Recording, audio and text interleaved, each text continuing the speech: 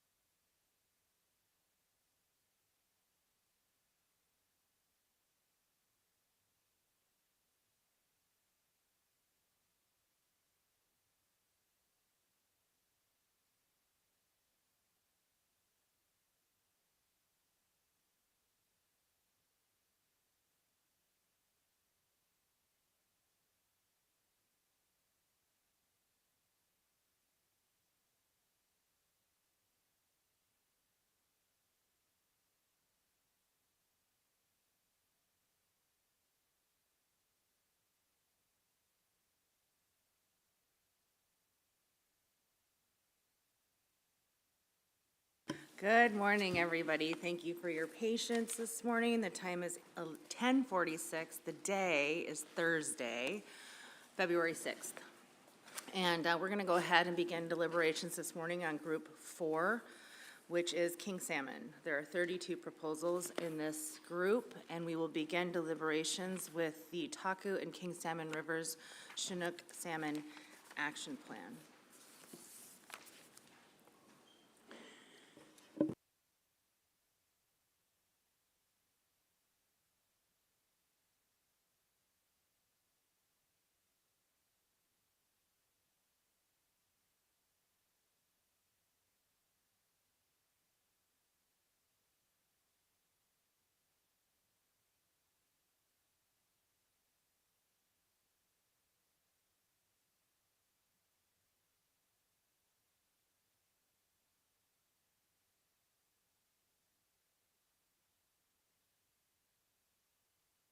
Okay, thank you.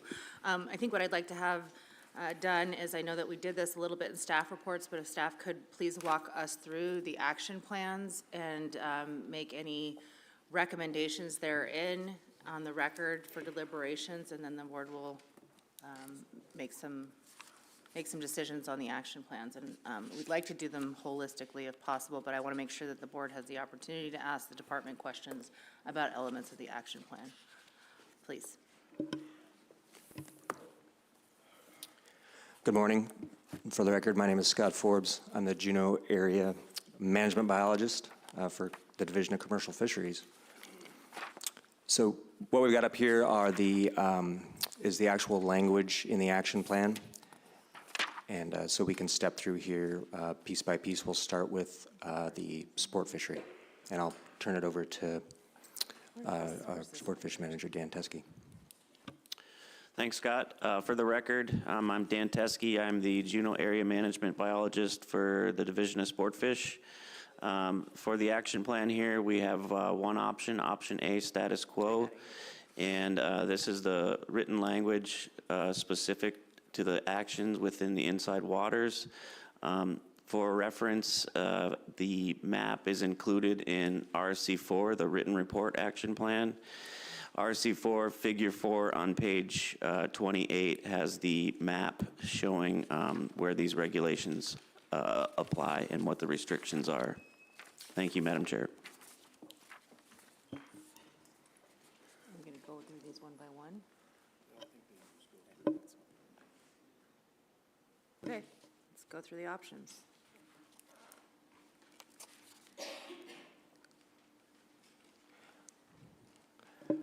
For the record, this is Scott Forbes, again, the Division of Commercial Fisheries. So what I've got here, I apologize for all the language. Again, this is right out of the action plan. This is option A, or status quo. So this would apply to the commercial drift gillnet, troll, and purse seine fisheries. And this is exactly as written in the 2022 action plan. And the next slide here is option B. This would modify the 2022 action plan. This is the preferred alternative. This has the introduces slightly more flexibility into the drift gillnet fishery. And in the troll fishery, it's status quo, with the exception of closing down Seymour Canal through the month of July for king salmon river conservation. And then we did mention one strike through that needs to exist in this language that is up on the screen here. Oh, I'm sorry. Also, the purse seine fishery would be status quo, and that's implementing non-retention of Chinook salmon until at least the third week of July.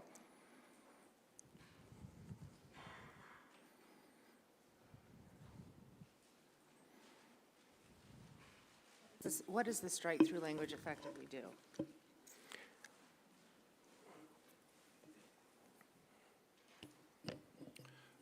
Madam Chair, for the record, Grant Hagerman, I'm the Southeast Alaska Commercial Troll Manager.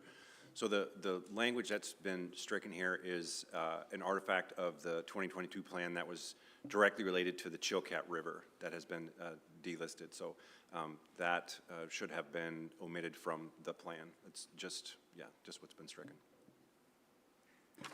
So does the board have any questions with respect to action number 1 in the sport fishery option A, or action number 2 in the commercial fisheries option A or option B? Are there any board questions? Mr. Commissioner. So this is the first I've seen this language remaining. So we're striking the language that closes the commercial trolling through December 31st. So trolling will now open in this area through December 31st? And I'm just trying to wrap my hands around what that means in terms of the Pacific Salmon Treaty. Through Chair, Mr. Commissioner. So, correct. So this provision was to use EO authority closing the winter fishery through March 16th. What also is not included here, which you don't see, is there was language that was specific to District 15 near the terminus of the Chilkat that remained closed through December 31st that we had as a conservation measure. That's not included in here. District 15 reference has been omitted, but the remaining language that says remaining closed through December 31st was remaining. So that would, it would remain open, but it's no longer part of this plan. It's not needed under this plan that was specific to the Chilkat stock of concern plan. So those waters would be open during that time. Thank you. I'm not sure how I feel about that. Seeing this for the first time just now. So, Madam Chair, so this is specific to the winter troll fishery that would close March 16th. There are no spring troll fisheries that are provided, and as you saw on the map in my oral presentation, in any of those areas for May and June. So those remain closed, those waters remain closed during spring as well, but would open during summer troll retention periods. So in July or August, if we did open Chinook retention periods, that those waters would open. Traditionally, there is very little troll effort in that area, just given difficulties with water clarity and tides. We've had very little effort in those areas, but that would be something that would be open with this exclusion, that would be open potentially in the summer. And what would be the impacts on the king salmon bound for these two places, potentially, since that's what we're considering right now?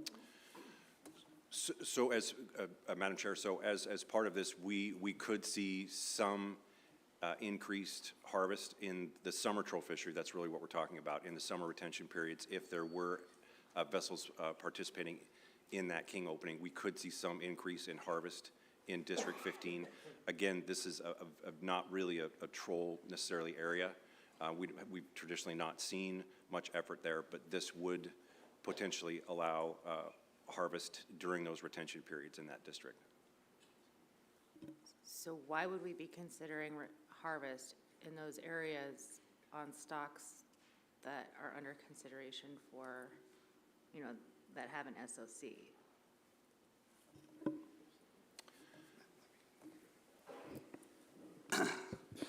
Madam Chair, for the record, Troy Tinas, Area Management Coordinator. Let me see if I can clarify this a little bit. So, in short, we messed up when we're drafting this language, and we left that part in there. And if you read it without the strike through, it says beginning March 16th, remaining closed to commercial trolling through December 31st.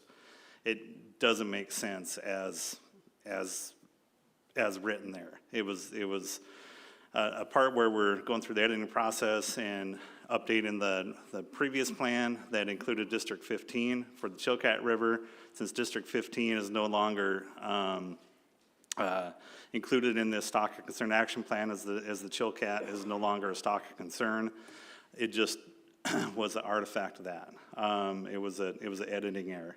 So this is just, we just wanted for clarity, if we're adopting this language as perfectly as written, that it's just for the record that we're saying this sentence here should not be included. So That's that part of it. As far as management in the District 15 area, in the troll fishery, even though, as we mentioned before, even though it's not listed as a stock of concern anymore, we would still take conservative actions because we feel that run is still not recovered to the point where, it's making a statement, it's delisted as stock of concern.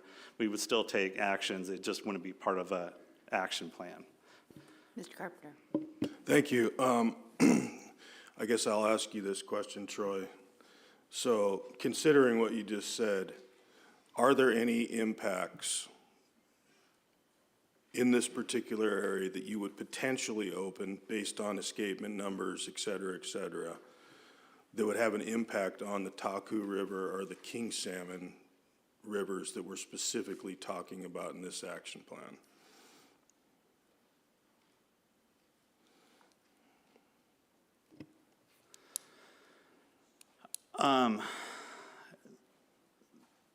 Through the chair, Mr. Carpenter, that's a good question. There always can be some, some harvest, throughout southeast Alaska at any given time of year. So whether, what the magnitude of that impact is probably would be very minimal. And like I just mentioned, we would not look to open that area during that time period just because of the potential impacts on the chilcat still, as well as other stocks. Just a quick follow-up to that question. So what I think I hear you saying is that obviously this is an area that would be open targeting chilcat stocks, but you're also going to have to take into consideration, if you open this through emergency order, that those escapement levels will have to be taken into consideration at that time, as well as the Taku and King salmon stocks, and that you would utilize all that information before determining if this was warranted. Am I correct in saying that? Through the chair, Mr. Carpenter, yes, you're correct. Thank you. How long has the Taku and the King Salmon rivers been listed as stocks of concern respectively?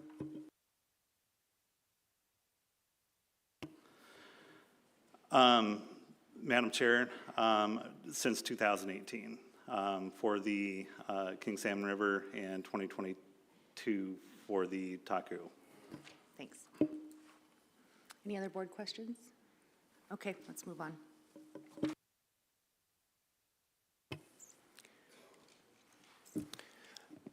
Madam Chair, Scott Forbes here again. This slide pertains to the personal use fishery, action number 4. This would go along as status quo and continue to annually be managed by the Transboundary Technical Committee plan under the Pacific Salmon Treaty, which includes delaying this fishery up to 3 weeks, Madam Chair. Okay, and just for the record, action number 3, which respect to the subsistence fishery, the department noted that there wasn't any action necessary because both of those rivers are within the Juneau non-subsistence area.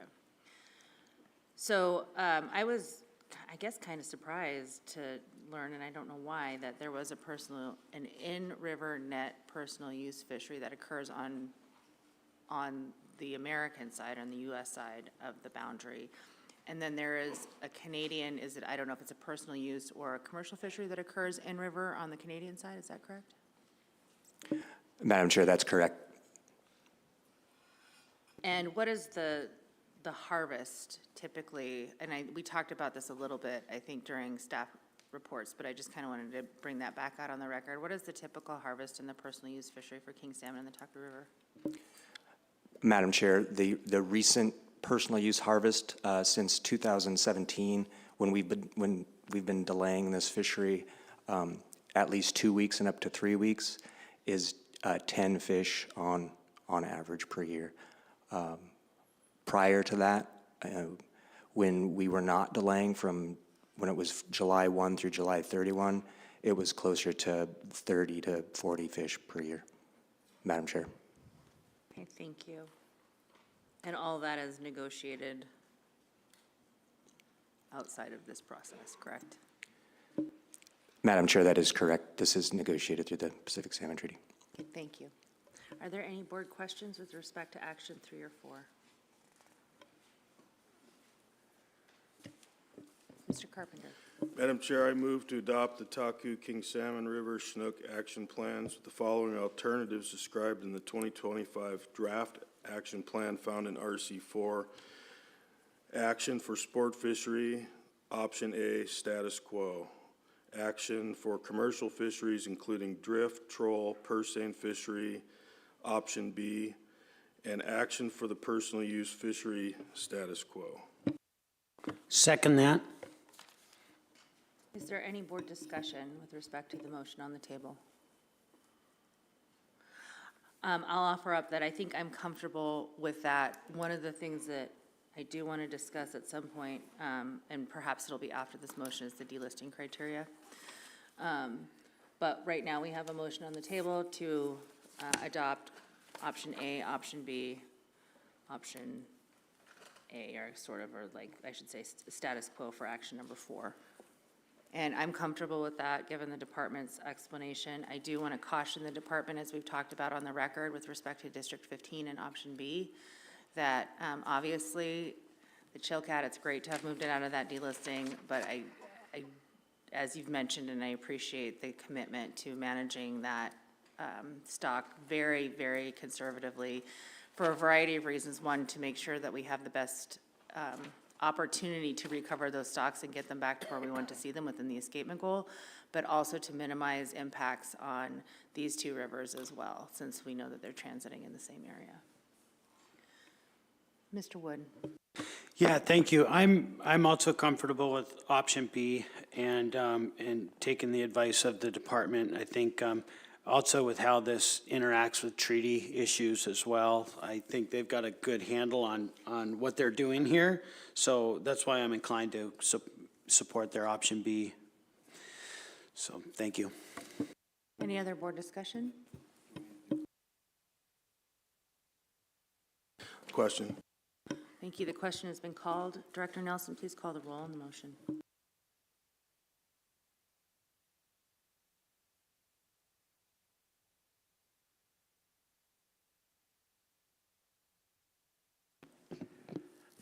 Madam Chair, I just have one quick clarification. I presume the action to option B that was in the motion included the strikeout language that was on the slide on the screen? Yes, it does. Okay, thank you. On the motion to select option A for action 1, option B for action 2 with the strikeout noted on the slide, and I've got that in my RC4 copy, and status quo for action 4. Godfrey. Yes. Wood. Yes. Chamberlain. Yes. Zaray. Yes. Carpenter. Yes. Svensson. Yes. Carlson Van Dort. Yes. Motion carries 7-0, Madam Chair. Thank you. Let's talk about the conditions for delisting these stocks, hopefully, at some point in the relatively near future. The department would go through the criteria that they've presented, please. Madam Chair, yes, Scott Forbes again. Would you like me to go through these, just read these conditions out loud? Yes, please. Okay. So these are the conditions for reducing restrictions or delisting stock of concern. Number 1, if the lower bound of the BEG range is met or exceeded in 3 consecutive years or is met in 4 out of 6 consecutive years, the department may recommend removing the stock as a stock of management concern at the first Southeastern Yakutat board meeting after this condition is met. Number 2, management measures could be relaxed in specific areas or during specific time periods if updated stock composition and harvest data indicates areas and/or times where and/or when restrictions are no longer needed to ensure the BEG is met. Number 3, in the event the upper bound of the BEG range is met or exceeded in 2 consecutive years, management restrictions may be relaxed or set aside. And finally, number 4, should the Transboundary Technical Committee determine that a harvestable surplus of Taku River Chinook salmon is available, directed Chinook salmon fisheries in District 11 may occur pursuant to the annual Transboundary River Management Plan under provisions of the Pacific Salmon Treaty. Madam Chair. Thank you. And just for clarity's sake, I just want to ensure that with respect to the delisting criteria, that it's kind of if 1, then 2, 3, or 4, but not it's not a pick and choose between those delisting. You have to essentially make sure that the lower bound of the BEG range is met or exceeded in 3 consecutive years, or is met 4 out of 6 consecutive years to consider any of the other elements. Is that correct?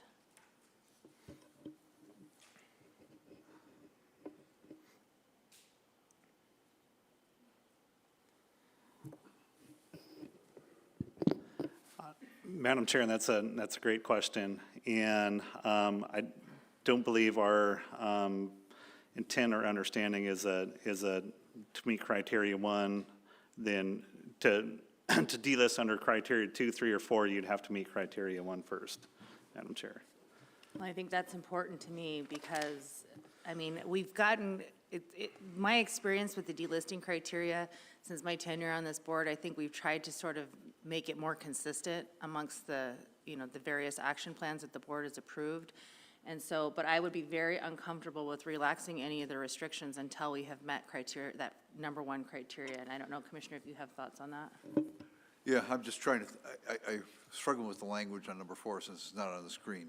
If Canada suddenly provides for a harvest opportunity because we're above the BEG, I just want to make sure that we're not. Can you read number 4 again?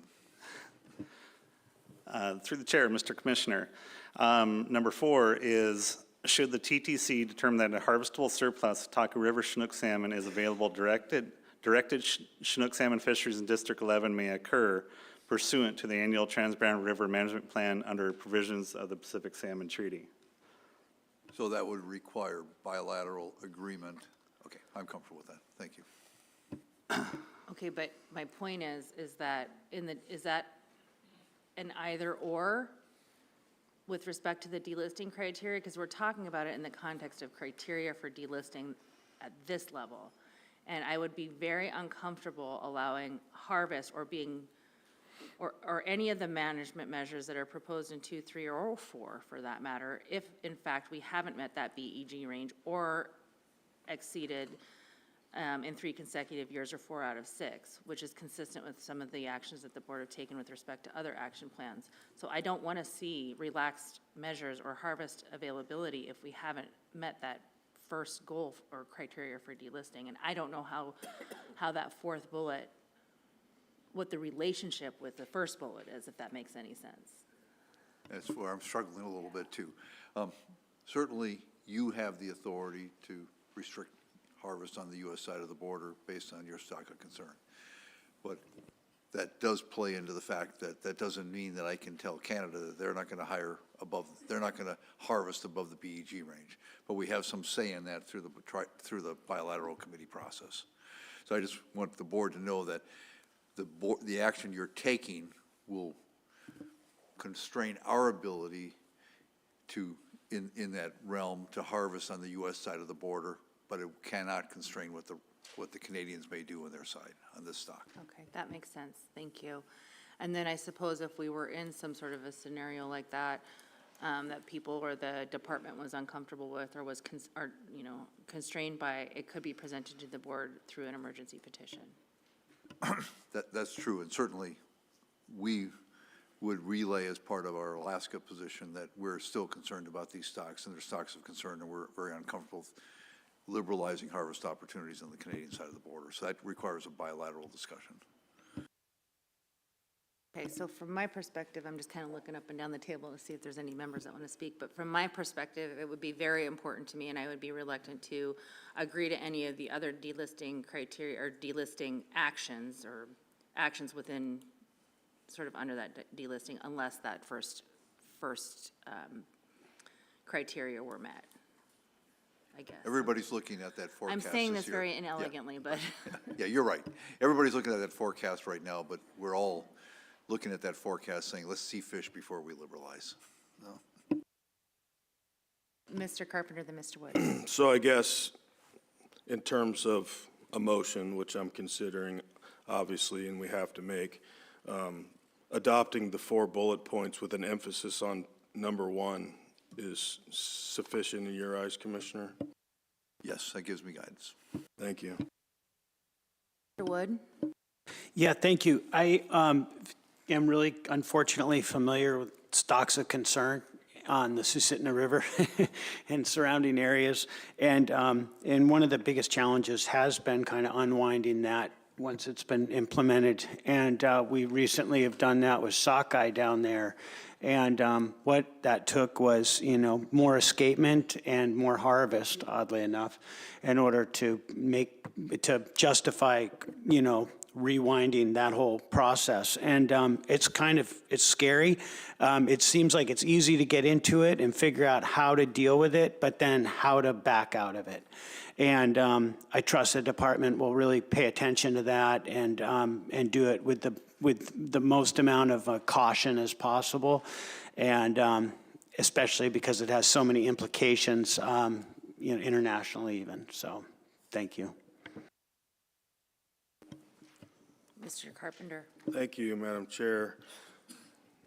I move the board adopt the conditions for reducing restrictions or delisting of stocking returns specifically to the Taku River found in bullet points 1, 2, 3, and 4 with an emphasis placed on number 1.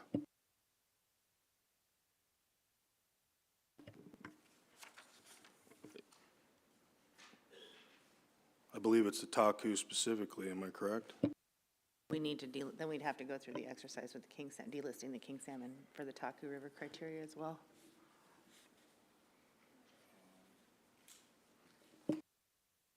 If it needs to be clarified with the addition of the King Salmon River, then that's my intent, if that's what's necessary.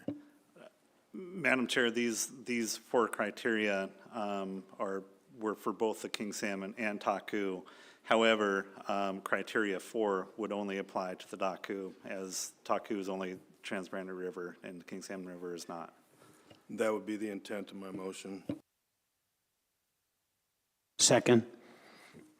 Any additional board discussion? Okay. Question? Question's been called. Director Nelson, please call the roll on the delisting. On the motion to approve the delisting criteria as discussed. Carlson Van Dort. Yes. Carpenter. Yes. Wood. Yes. Godfrey. Yes. Svensson. Yes. Chamberlain. Yes. Zaray. Yes. Motion carries 7-0, Madam Chair. Thank you. All right. I think that concludes the action plan discussion. We'll move on to proposal number 104. Madam Chair, for the record, my name is Troy Tinas, Area Management Coordinator for Division of Commercial Fisheries. Proposal 104, 5AAC 29.060, allocation of king salmon in southeastern Alaska area, Yakutat area, and 5AAC 01.720, lawful gear and gear specifications. Madam Chair. Move to adopt. Second. Staff comments, please. Madam Chair, subsistence salmon fishing is limited to residents of Alaska and to areas with positive and customary and traditional use findings. Hook and line gear is not allowed in subsistence fisheries in southeast Alaska with the exception of sockeye salmon in Redoubt Bay subsistence fishery. A permit is required to subsistence fish and harvest conditions are established by regulation and terms of the permit. Up to 2 incidentally harvested king salmon may be retained while harvesting salmon under subsistence or personal regulations currently. There's a long history of customary and traditional use of king salmon of southeast Alaska. King salmon were traditionally harvested in spawning streams with traps, weirs, gaffs, and spears, as well as in open water by trolling or mooching. Directed subsistence fisheries for king and coho salmon have not been allowed since 1972, except in the Yakutat area and in the Chilkat River adjacent to Klukwan, allowed until 1999. Still, king salmon are an important component of salmon harvest for home use in southeast communities and are harvested through a variety of methods based on location, regulations, and efficiency. According to household harvest surveys, excluding the communities of Juneau and Ketchikan, a small percentage of the king salmon harvest in southeast Alaska is done under subsistence and personal use regulations. About a quarter of the king salmon harvest for non-commercial uses is derived from commercial harvest claimed as personal use, with the majority is taken under sport fishing regulations. King salmon harvest in southeast Alaska is subject to the terms of the Pacific Salmon Treaty. Each year, the preseason all-year allowable catch of the king salmon is determined by the Pacific Salmon Commission. That is then allocated among the commercial and sport gear groups according to regulation. The fisheries are strictly managed to not exceed Alaska's all-gear catch limit. The department is neutral on the allocative aspects of this proposal. However, the department opposes this proposal due to the inherent management complexity and requirements to comply with the Pacific Salmon Treaty.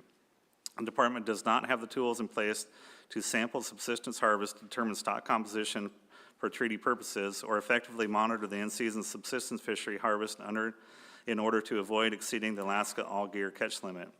If adopted, this proposal would increase the complexity enforcement of hook and line fishing regulations. Commercial and sport fisheries harvest are closely monitored and rigorously sampled to meet terms of the Pacific Salmon Treaty, terms and conditions of the Southeast Alaska Biological Opinion and Domestic Allocation. Sampling programs require extensive personnel and are costly to implement. The department would need to develop and fund a program to sample the subsistence fishery.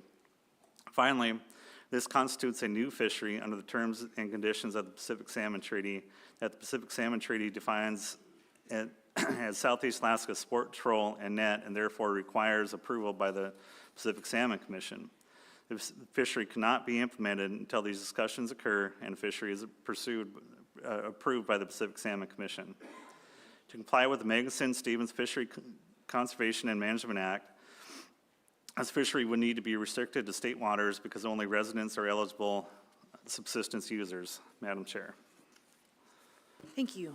Board discussion, please, Mr. Carpenter. Thank you. In light of all that, my position on 104 is I cannot support it at this time. I think it's been demonstrated by the department that the sampling techniques that would be needed to be put in place to execute this fishery is not possible at this time. I think this does cause inherent management complexities. It would be a direct violation at this time with the Pacific Salmon Treaty specific to the negotiated terms. And creating a new fishery would obviously be in violation of the current treaty. The one other thing that I'd like to add that the department has in their comments is that resident anglers are provided a hook and line sport fishery for king salmon within the Southeast Alaska King Salmon Management Plan, which does offer opportunity. Thank you. Mr. Wood. Yeah, I would echo everything that Member Carpenter said. I do want to say, though, I get the sentiment, looking for 5,000 fish directly to residents. And I think this topic will be brought up in proposals to come because people would like that set aside, especially when there's residents are looking to have fish and the opportunity to harvest throughout the year. So with that in play, that's probably just teeing it up for the ones to come. However, I can't support this now for just the implications it has with the department and with the treaty. I have a question. So what is the history of consideration of subsistence opportunity within the treaty negotiation? What does that look like, and why is it excluded currently? Thank you, Madam Chair. I want to make it clear the treaty does not expressly prohibit subsistence fisheries. In fact, the commissioners have shown that they are amenable to them. It was just that we didn't have that at the time that the treaty was built. So currently under Chapter 3, Paragraph 3A, little I, it defines our fisheries as troll, net, and sport.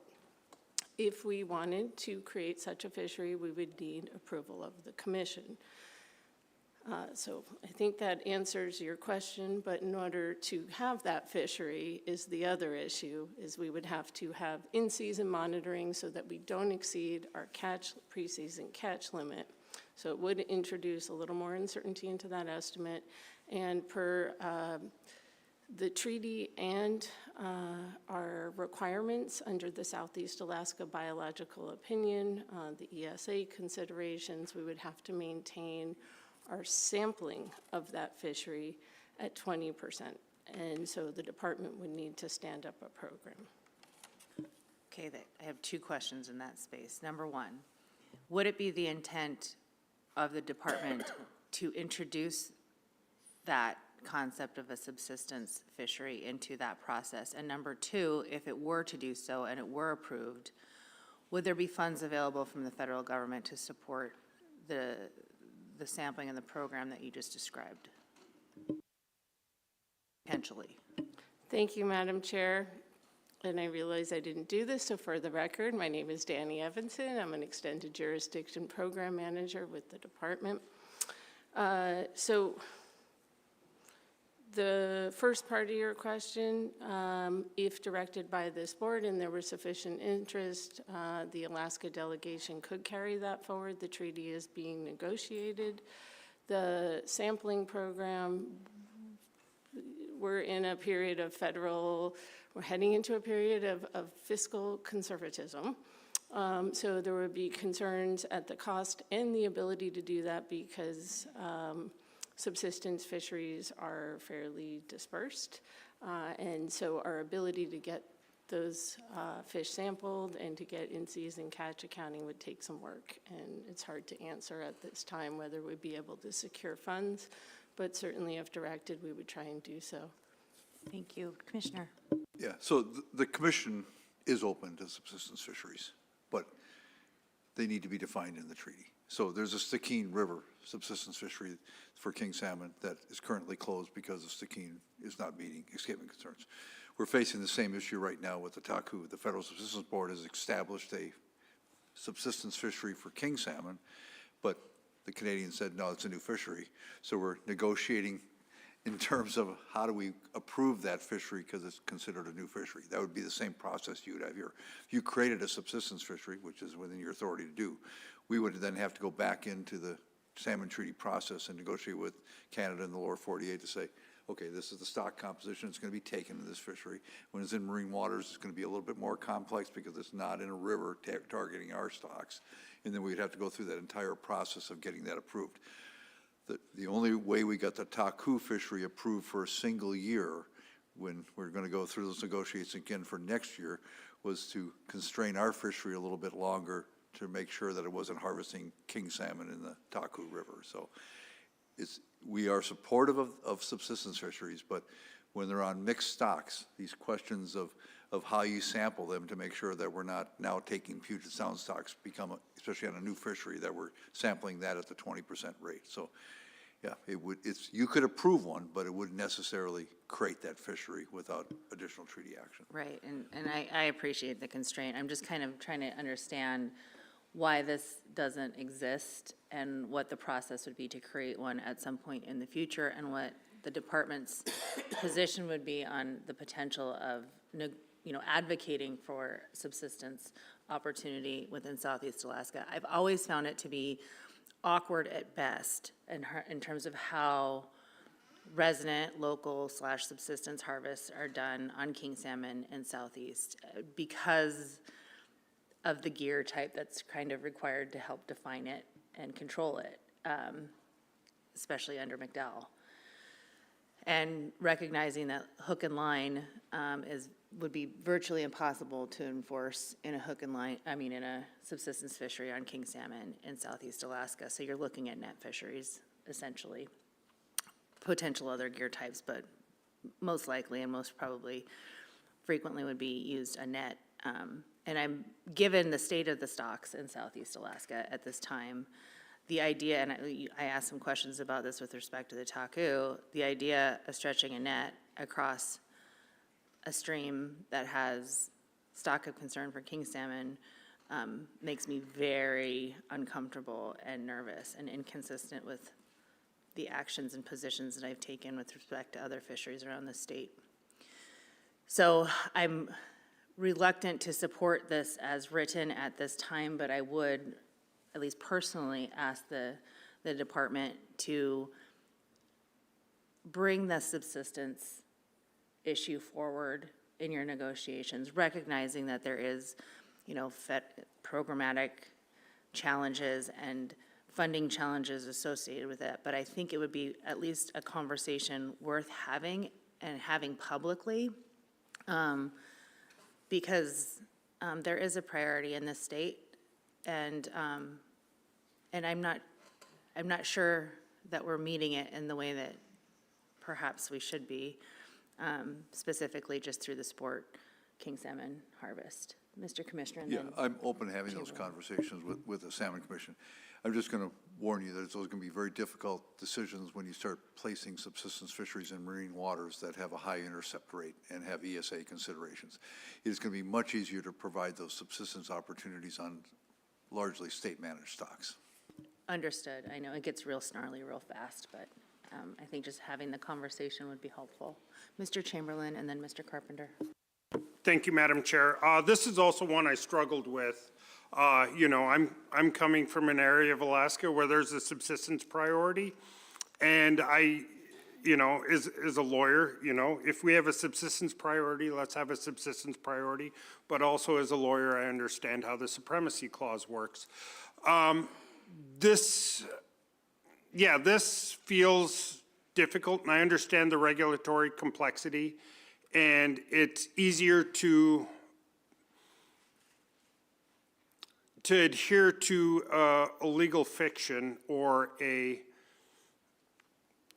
to wrap this in, but one of the things I should point out is that the local fishermen in Southeast Alaska are struggling to fight for a portion of a sport fish allocation that is growing increasingly popular and will grow increasingly popular over the years. So I too would like to see a subsistence designation in Southeast Alaska. I understand the regulatory complexity, but if we prioritize it, I think we should prioritize it. I'm struggling with how to vote on this one because the pure fundamentals of having a subsistence priority resonate with me, but I do understand and take into full consideration the department's concerns and difficulties in managing this fishery. Mr. Carpenter. Thank you, Madam Chair. I agree with the sentiment the last two board members made. I think that providing subsistence in Southeast Alaska is important, and I think that it's been made and demonstrated by the board during this conversation that we would like the negotiating parties, while having these treaty negotiations of the future, to consider this and to look for funding sources for the sampling program. Having said that, I think it's important that we go through the state subsistence review criteria. Is this stock in a non-subsistence area? Yes, a portion of this stock. Treaty king salmon can be found throughout Southeast Alaska, including Ketchikan and the Juneau non-subsistence areas. Is this stock customary and traditionally taken for subsistence? The board has made a positive C&T finding for salmon. However, those findings are not species specific. Can a portion of this stock be harvested consistent with sustained yield? Yes. King salmon is managed under the Pacific Salmon Treaty. And what amount is reasonably necessary for subsistence uses? An ANS has been determined as follows: District 1 through 4, 9,068 to 17,503 salmon, excluding the Ketchikan and non-subsistence area. District 5 through 8 and 10, Section 9B, 4,120 to 7,345. Section 9A and District 13, 10,487 through 20,225. District 12, 1,100 through 1,700 salmon. And District 14, 600 through 1,500. District 15 and 7, 174 to 10,414. Do these regulations provide reasonable opportunity for subsistence? I mean, at this time, unfortunately, no, which is trying to, I believe this proposal is trying to get at, and obviously there's complexity associated with Pacific Salmon Treaty that will have to be negotiated into the future. And is this necessary to reduce or eliminate other uses to provide this opportunity? I think that will have to be a future board determination based on treaty negotiations and also the other user groups that are harvesting these salmon. And so, Madam Chair, that's the salmon review. I think it was important to do that specific to this proposal. Thank you. Mr. Zare. Thank you, Madam Chair. For the record, the Effin Cove, the Icy Straits, the Pelican, the Sitka, and the Upper Lynn Canal AC were all in favor of this. The Wrangell AC was in favor with amendments, and the Craig, East Prince of Wales Island, the Juneau Douglas, the Ketchikan, the Klawak, and the Petersburg AC were all in favor, along with about 150 public comments. were in favor with about 20, opposed with about 20 in favor of it.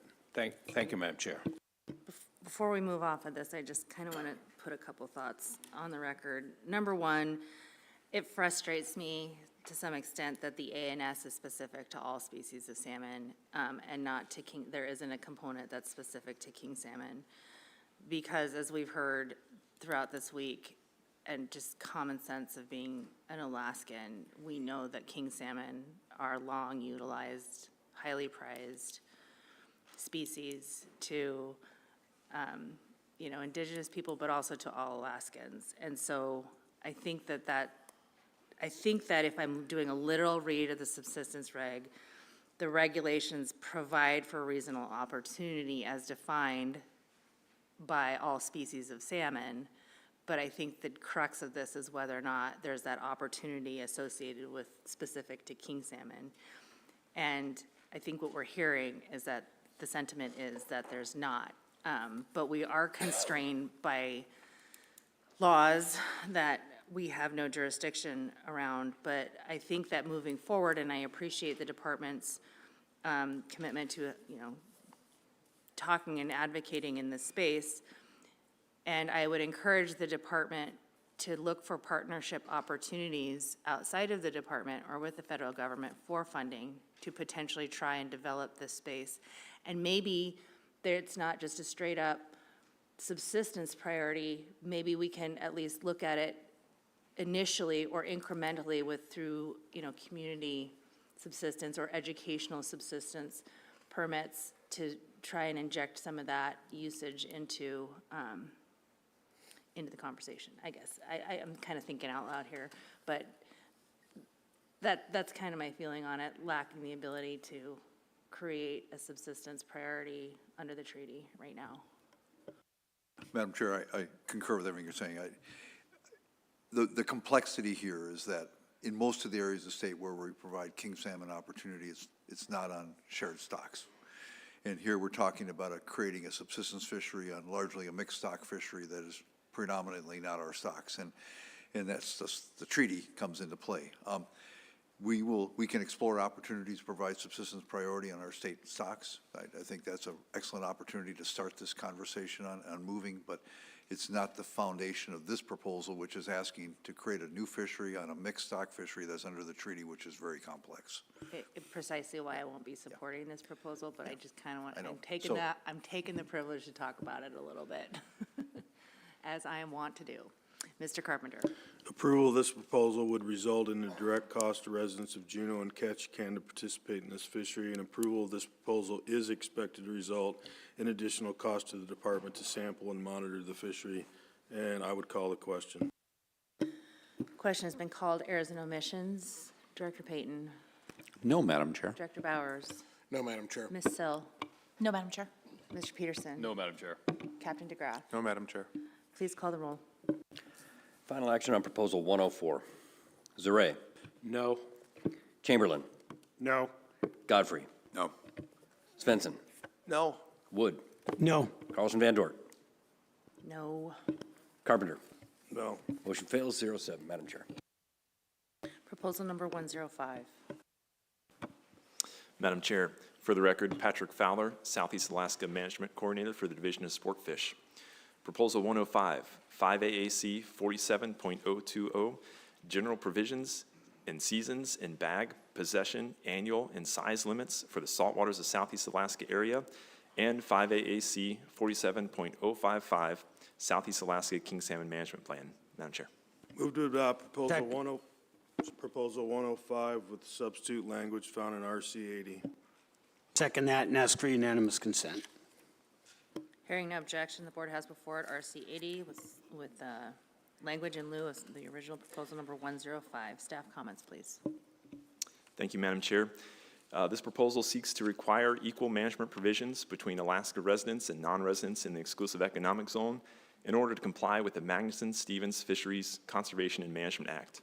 RC 80 provides substitute language, which, if adopted, residents would be required to follow non-resident regulations when fishing in the EEZ. Generally, harvest by residents in the EEZ is low, with less than 1% of king salmon, 2% of lingcod, 1% of pelagic rockfish, 2% of non-pelagic rockfish, and 7% of the sablefish sport harvest by residents occurring in the EEZ. The department supports aligning sport fish management provisions to align with the Magnuson-Stevens Fisheries Management Conservation Act, and the department is neutral on the allocation between residents and non-resident sport anglers. Madam Chair. Board discussion, Mr. Carpenter. Thank you. I brought forward RC 80 with help of the department. I think this is clarifying language that directly speaks to compliance within Magnuson-Stevens. So I think it's a pretty simple correction, and I think it's something that was very important for the state to do, and so I'll be supportive. Mr. Wood. I am as well supportive of it. It had to happen, and so might as well make it easy. And the other part of it is as I understand it, basically residents are held to the non-resident bag limit. And I'm just wondering, is it who comes up with the bag limit? Through the chair, Member Wood, in Southeast Alaska, a resident priority has been provided by increased bag in possession, sometimes annual limits for residents for king salmon, lingcod, sablefish, pelagic rockfish, and demersal shelf rockfish. So the board has established provisions to have a preferential bag limit for residents. And in this case, that would only apply in state waters now. When a resident angler is fishing in the EEZ, they would have to follow the non-resident regulations, which are generally more restrictive. And who establishes those regulations? I'll answer that question. You do. Thank you. I just wanted to know for sure. Sometimes it's good to look the fool. Okay, my question is, we've taken some action already at this meeting with respect to other species of groundfish particularly, and I just wanted to make clear on the record that the provisions, if adopted by this board in 105 and the substitute language would basically apply to all of those fisheries under which we've already taken action, and that we would sort of retro any language that needed to be included or clarified within those management plans to include the restriction, the commensurate restriction in the EEZ, right? Madam Chair, you are correct. This would now apply to all cases where we provide a preferential limit for residents. Thank you. Mr. Carpenter. Approval of this proposal is not expected to result in additional direct cost for a private person to participate in the fishery, and approval of this proposal is not expected to result in any additional cost to the department. I'd call the question. Question has been called. Errors and omissions. Director Payton. No, Madam Chair. Director Bowers. No, Madam Chair. Ms. Sill. No, Madam Chair. Mr. Peterson. No, Madam Chair. Captain DeGraff. No, Madam Chair. Director Nelson, please call the roll. Final action on Proposal 105 as amended. Godfrey. Yes. Wood. Yes. Chamberlain. Yes. Zaret. Yes. Carpenter. Yes. Svensson. Yes. Carlson Van Dorn. Yes. Motion carries 7-0, Madam Chair. Proposal number 108.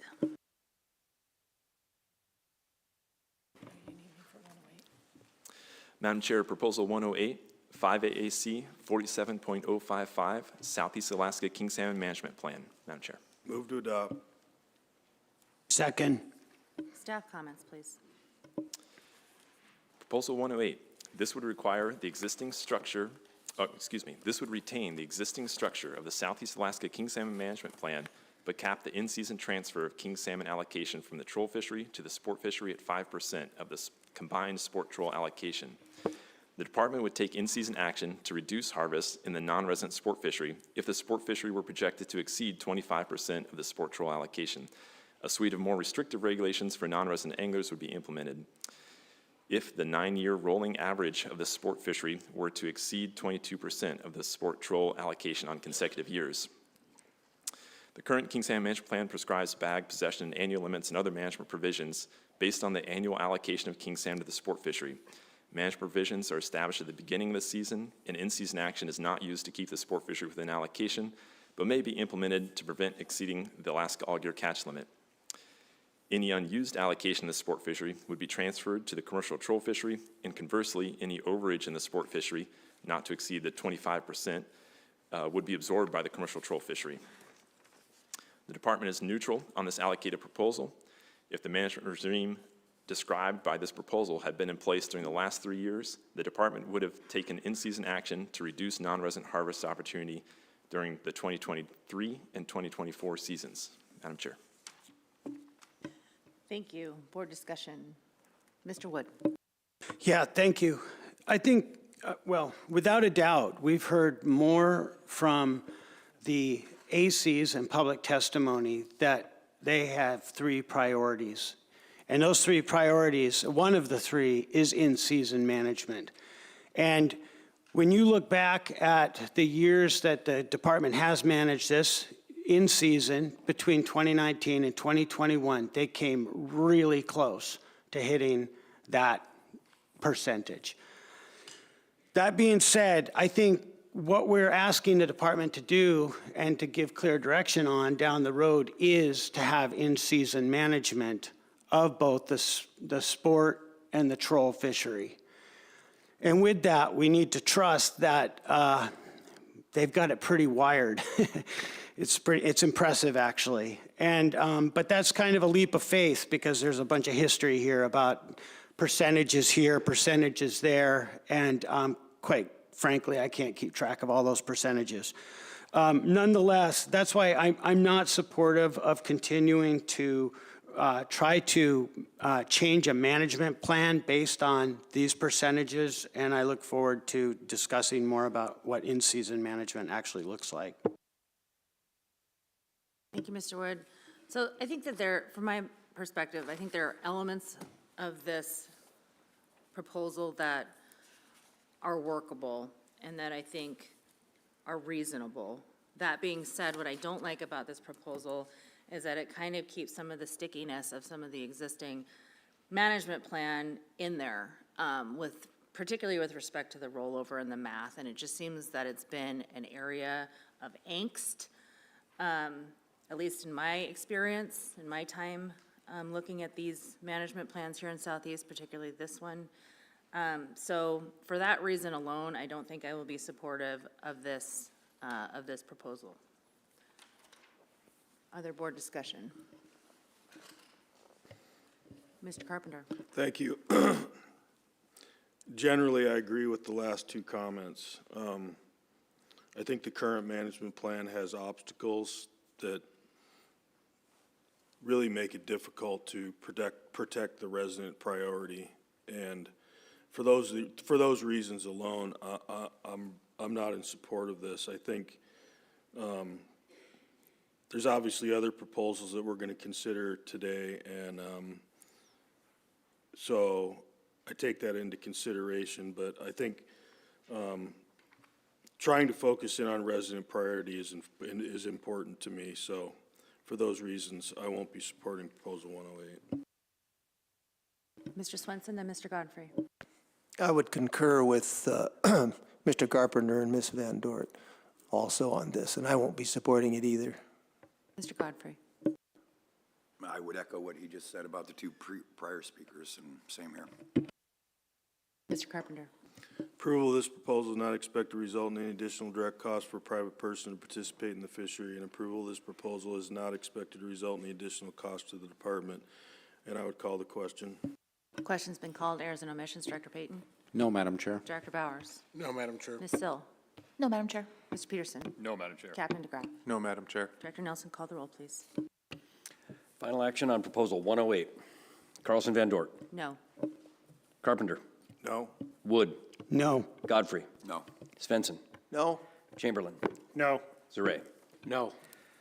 Motion fails 0-7, Madam Chair. And just before we move to the next proposal, I am getting notes from somebody in charge of our sound system saying that board members need to get closer to their mics and speak into them more, please. Thank you.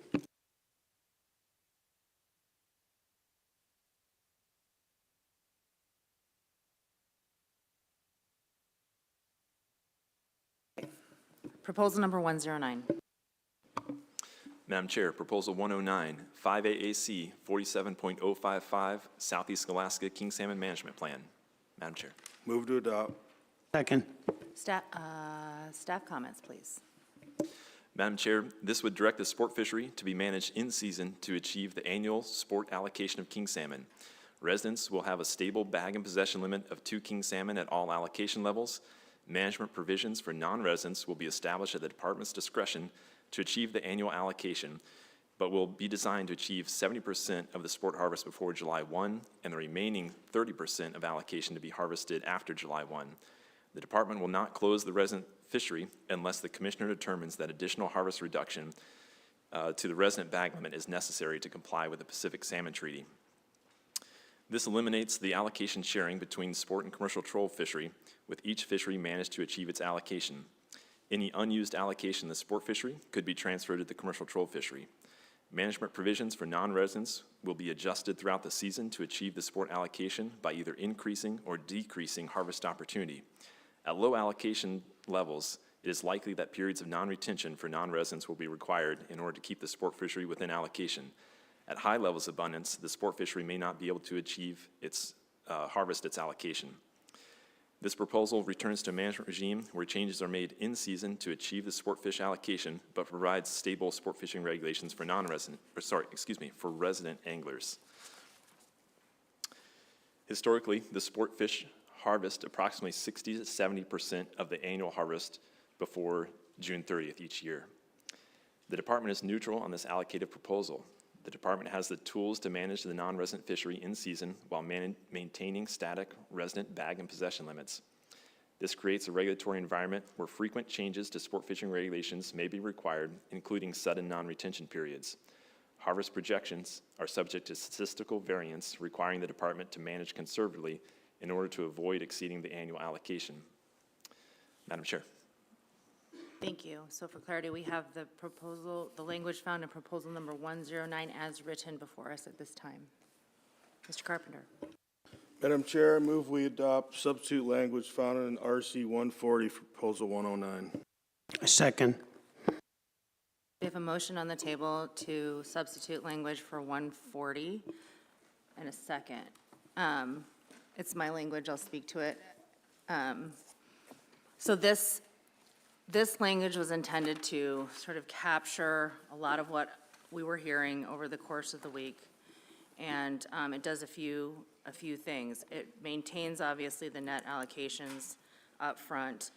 And then it adjusts, as it currently is written in 140, it adjusts the troll and the sport fish allocation to 75% and 25% respectively. It also provides the department flexibility to manage under the all gear harvest in season. And my intent with this language, offering it up, was to consider the historical sport fish harvest, to insert a resident priority within that sport fish harvest, since I was unable to pull it out in a separate allocation per our legal guidance, to slow down the early portion of the non-resident harvest so that the 20% allocation, which the residents are kind of forced into, would not be sucked up, for lack of a better term, and negatively impacting the residents' ability to harvest throughout the season. And also to avoid, I should say, what happened in the past with respect to an August fishery. And with respect to the language in 140, I would ask the department to further kind of speak to it and how they would manage it. And then we can go from there. Thanks. Madam Chair, the substitute language found in 140, you accurately described it. The first thing we do is the sport and troll allocation has changed, moving 5% from the troll fishery to the sport fishery. So we've increased the sport allocation and decreased the troll allocation. In addition, in paragraph 6, we've included language that would give the commissioner additional flexibility that any unused allocation in any of the gear groups could be transferred across gear groups, essentially to balance the books to ensure that we don't exceed the all gear catch limit. Moving on to 47055, the Southeast Alaska King Salmon Management Plan. We clarify that the sport fishery will be managed to achieve the sport allocation referencing 29.060, and that we'll use in-season management tools to do that, either to increase or decrease harvest opportunity to achieve but not exceed the allocation of the sport fishery. We go on to identify that the priority of the plan is to provide uninterrupted resident harvest opportunity in state waters. If the department projects that in-season regulatory action will be required to keep the sport fishery from exceeding its allocation, the department would first reduce bag and annual limits or season dates for non-residents. So essentially the structure of the plan establishes a static resident bag and possession limit that ranges from 1 to 3. At periods of low allocation, the resident bag and possession limit will be 1. Essentially in the middle ground, it's 2, and then at high allocation levels, it's 3. The department would then project what the resident harvest is going to be in that season, given the allocation and the expected harvest rates. And then the remaining allocation could go to the non-resident sector, which the department has broad authority to establish bag possession annual limits and season dates to stay within the sport fish allocation by adjusting the non-resident management provisions. And then additionally, the last few paragraphs of the plan have been duplicated from the existing plan, that the commissioner has the authority to remove the annual limit for non-residents in hatchery terminal harvest areas, that a harvest record is required when an annual limit is established, and the commissioner may adopt regulations that establish reporting requirements necessary to obtain the information required to implement the management plan, facilitating our marine creel program. Madam Chair. Thank you. And just procedurally, I just want to remind members that this is a motion to amend 109 to bring this forward. We have a motion and a second. It was not requested unanimous consent, so that's what we have before us. If there is intention to amend this at some point, we're going to need to vote on that first motion right now to bring this language before for a potential amendment. Is there any question procedurally? Okay. Mr. Carpenter? I would call the question on the amendment. Director Nelson, please call the roll on the amendment.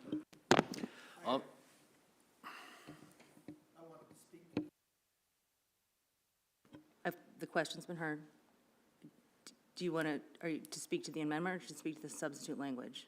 Or the motion to amend 109 with the substitute language? To amend 109 with the substitute language. Okay. Mr. Svensson.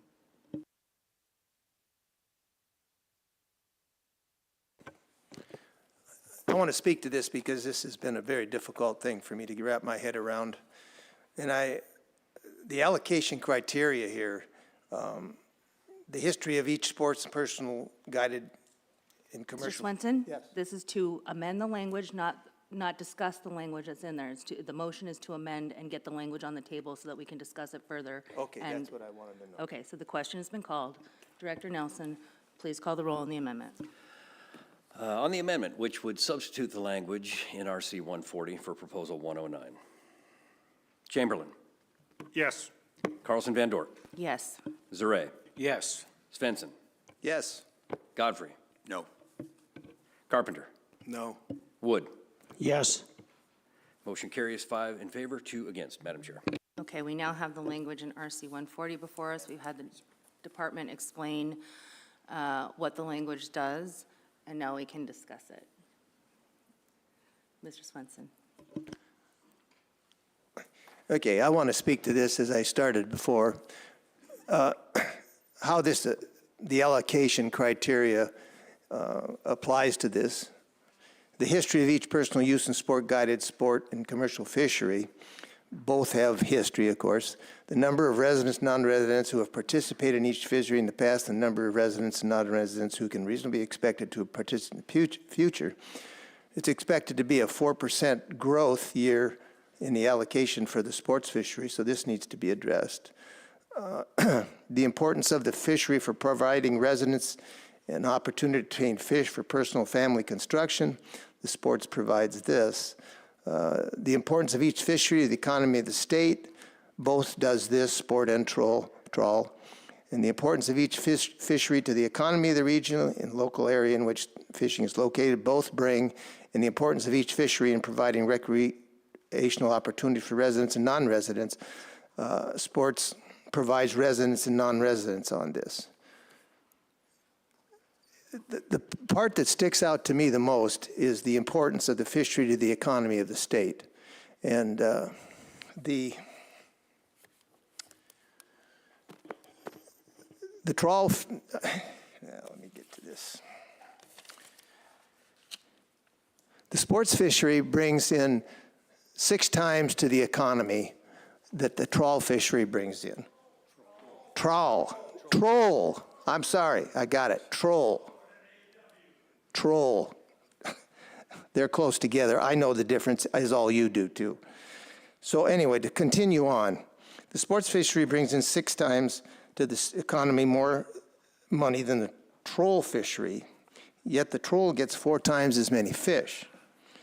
I find this hard to, you know, the fish belong to all of us, everyone, and so it's important that this is a very important consideration. Also, you know, the trawl fishery,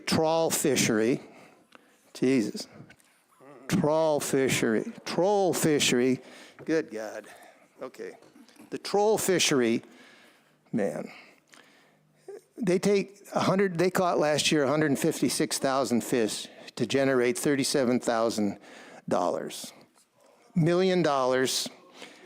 The sport, Jesus, it's a lot of statistical stuff here, bear with me. The sports fishery caught 39,000 fish, and they generate $202 million to the economy. So this is where I think it's important to have this 75-25 allocation changed. And I would also ask the commissioner how this 75-25 split will affect the charter fishery and the resident fishery.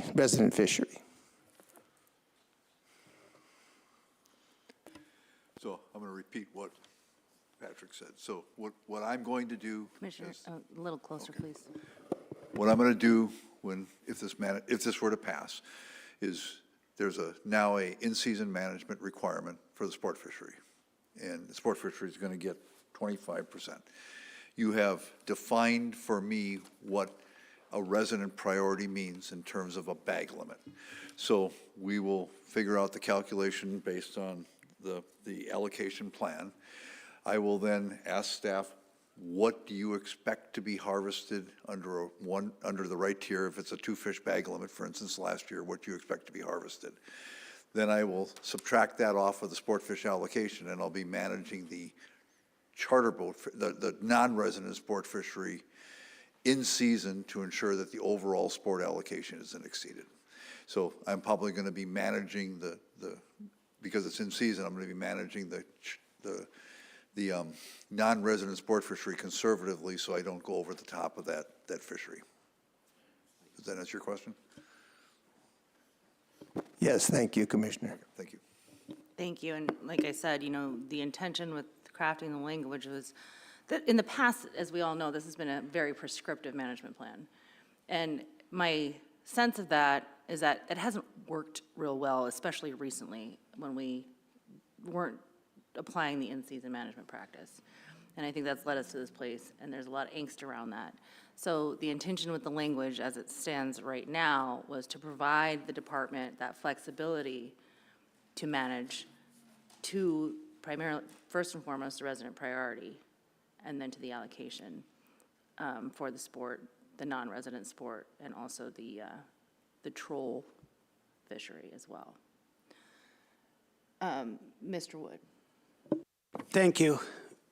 The first thing I'd like to do to speaking to the amendment of the language is before I address the management plan, which is 47.055, I would like to make a motion to change the numbers in the beginning of this plan that are 75-25 to 77-23, and these numbers will be used in 29.060.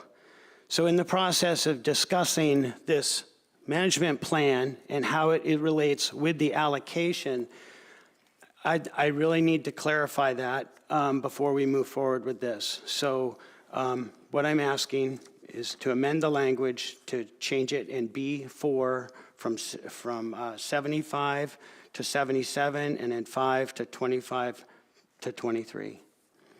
Second. Second. Okay, we've got a motion and a second. Discussion on the motion to amend to 77 and 23. Mr. Godfrey. Yes, I would ask Member Wood to explain his rationale and what he learned from stakeholders prior to coming up with this. Mr. Wood. Thank you. What have I learned from stakeholders? What I learned from stakeholders is this. This plan of 80-20 has been in play for 30 some odd years, and it has adjusted a little bit incrementally over time from 17 to 20, actually just 3%. In this deliberations over the past few days and weeks, and in all of the testimony that's out there from the people and the ACs, which you send in to us and we read, it all sinks in. There were three things that sunk in here. Number one was in-season management. That right there is a game changer. The third was resident priority. And how do you do that? What does this new management system in season look like when you are trying to get resident priority fish? And then thirdly, we have to discuss 29.060, which is the allocation. And the reason I wanted to change the allocation is because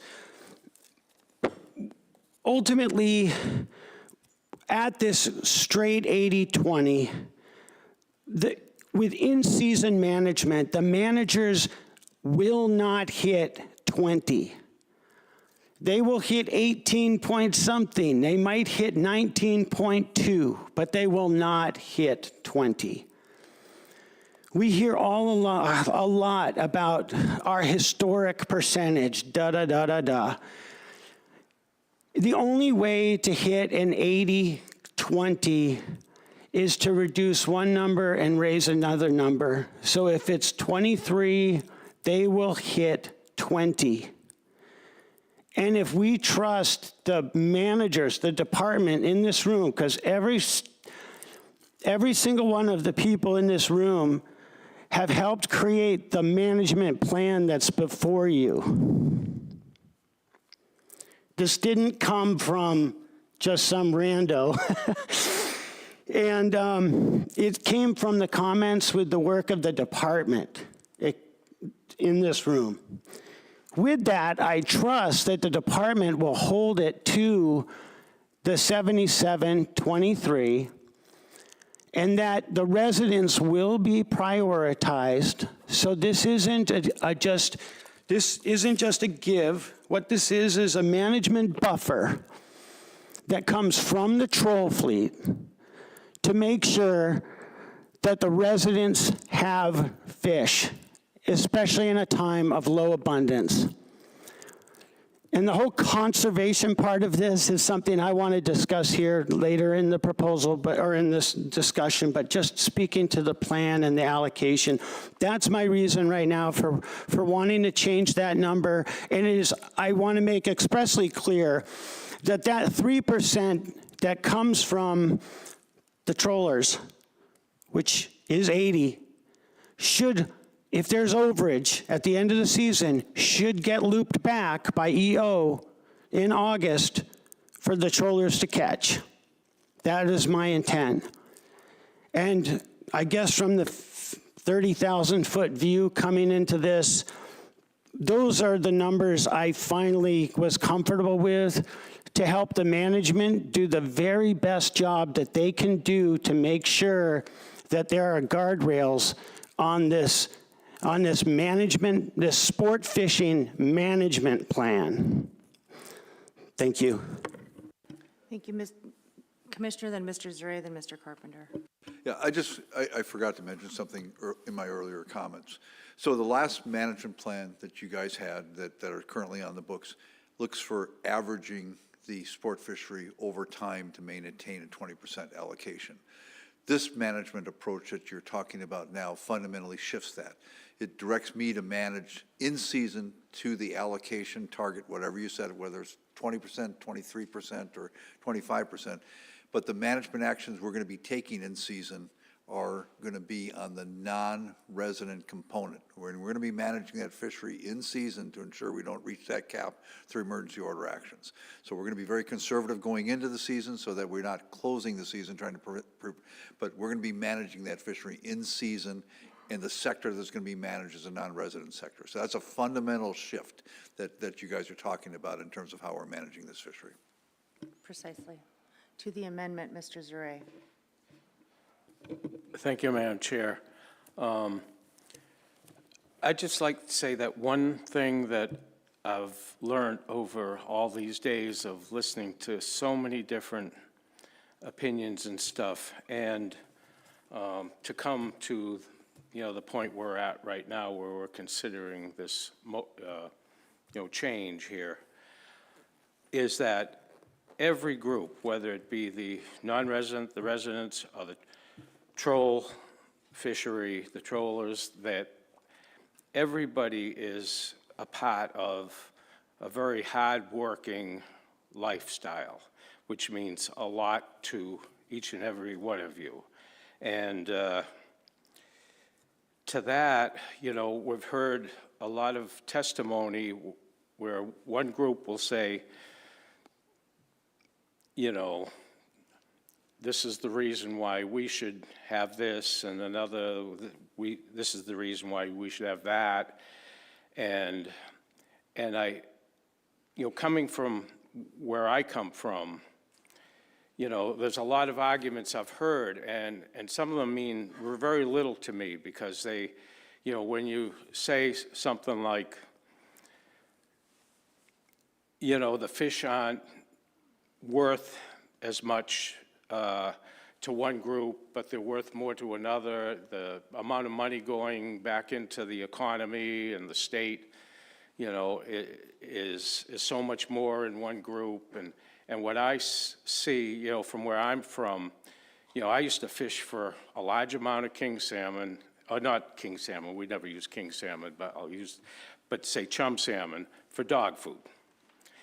And if you look at the amount of money that went back into the state per fish for that fishery was, and to keep my fish camp alive, not just the dogs, but to keep my fish camp alive, and for the family to cut and all that. It was very little money went back into the state. So there's a lot of things like that, that every group, it's not just one group, that's one group saying that, but there are a lot of things said by every group that don't that it just depends on, where you're from. And anyway, I think that this motion, this amendment, this last amendment, it's a compromise. And I would like to support it. It's not going to make everybody happy, but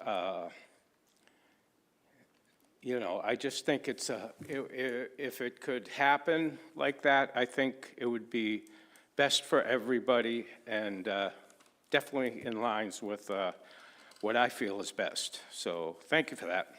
Mr. Carpenter. Thank you. I'll make this brief. I'm going to speak to the percentages that were in the amendment 7723. This is a fundamental portion of the substitute language. These two numbers represent a different number specific to the substitute language. What it comes down to me is this. There will be a substantial management change based on the language associated with these two numbers.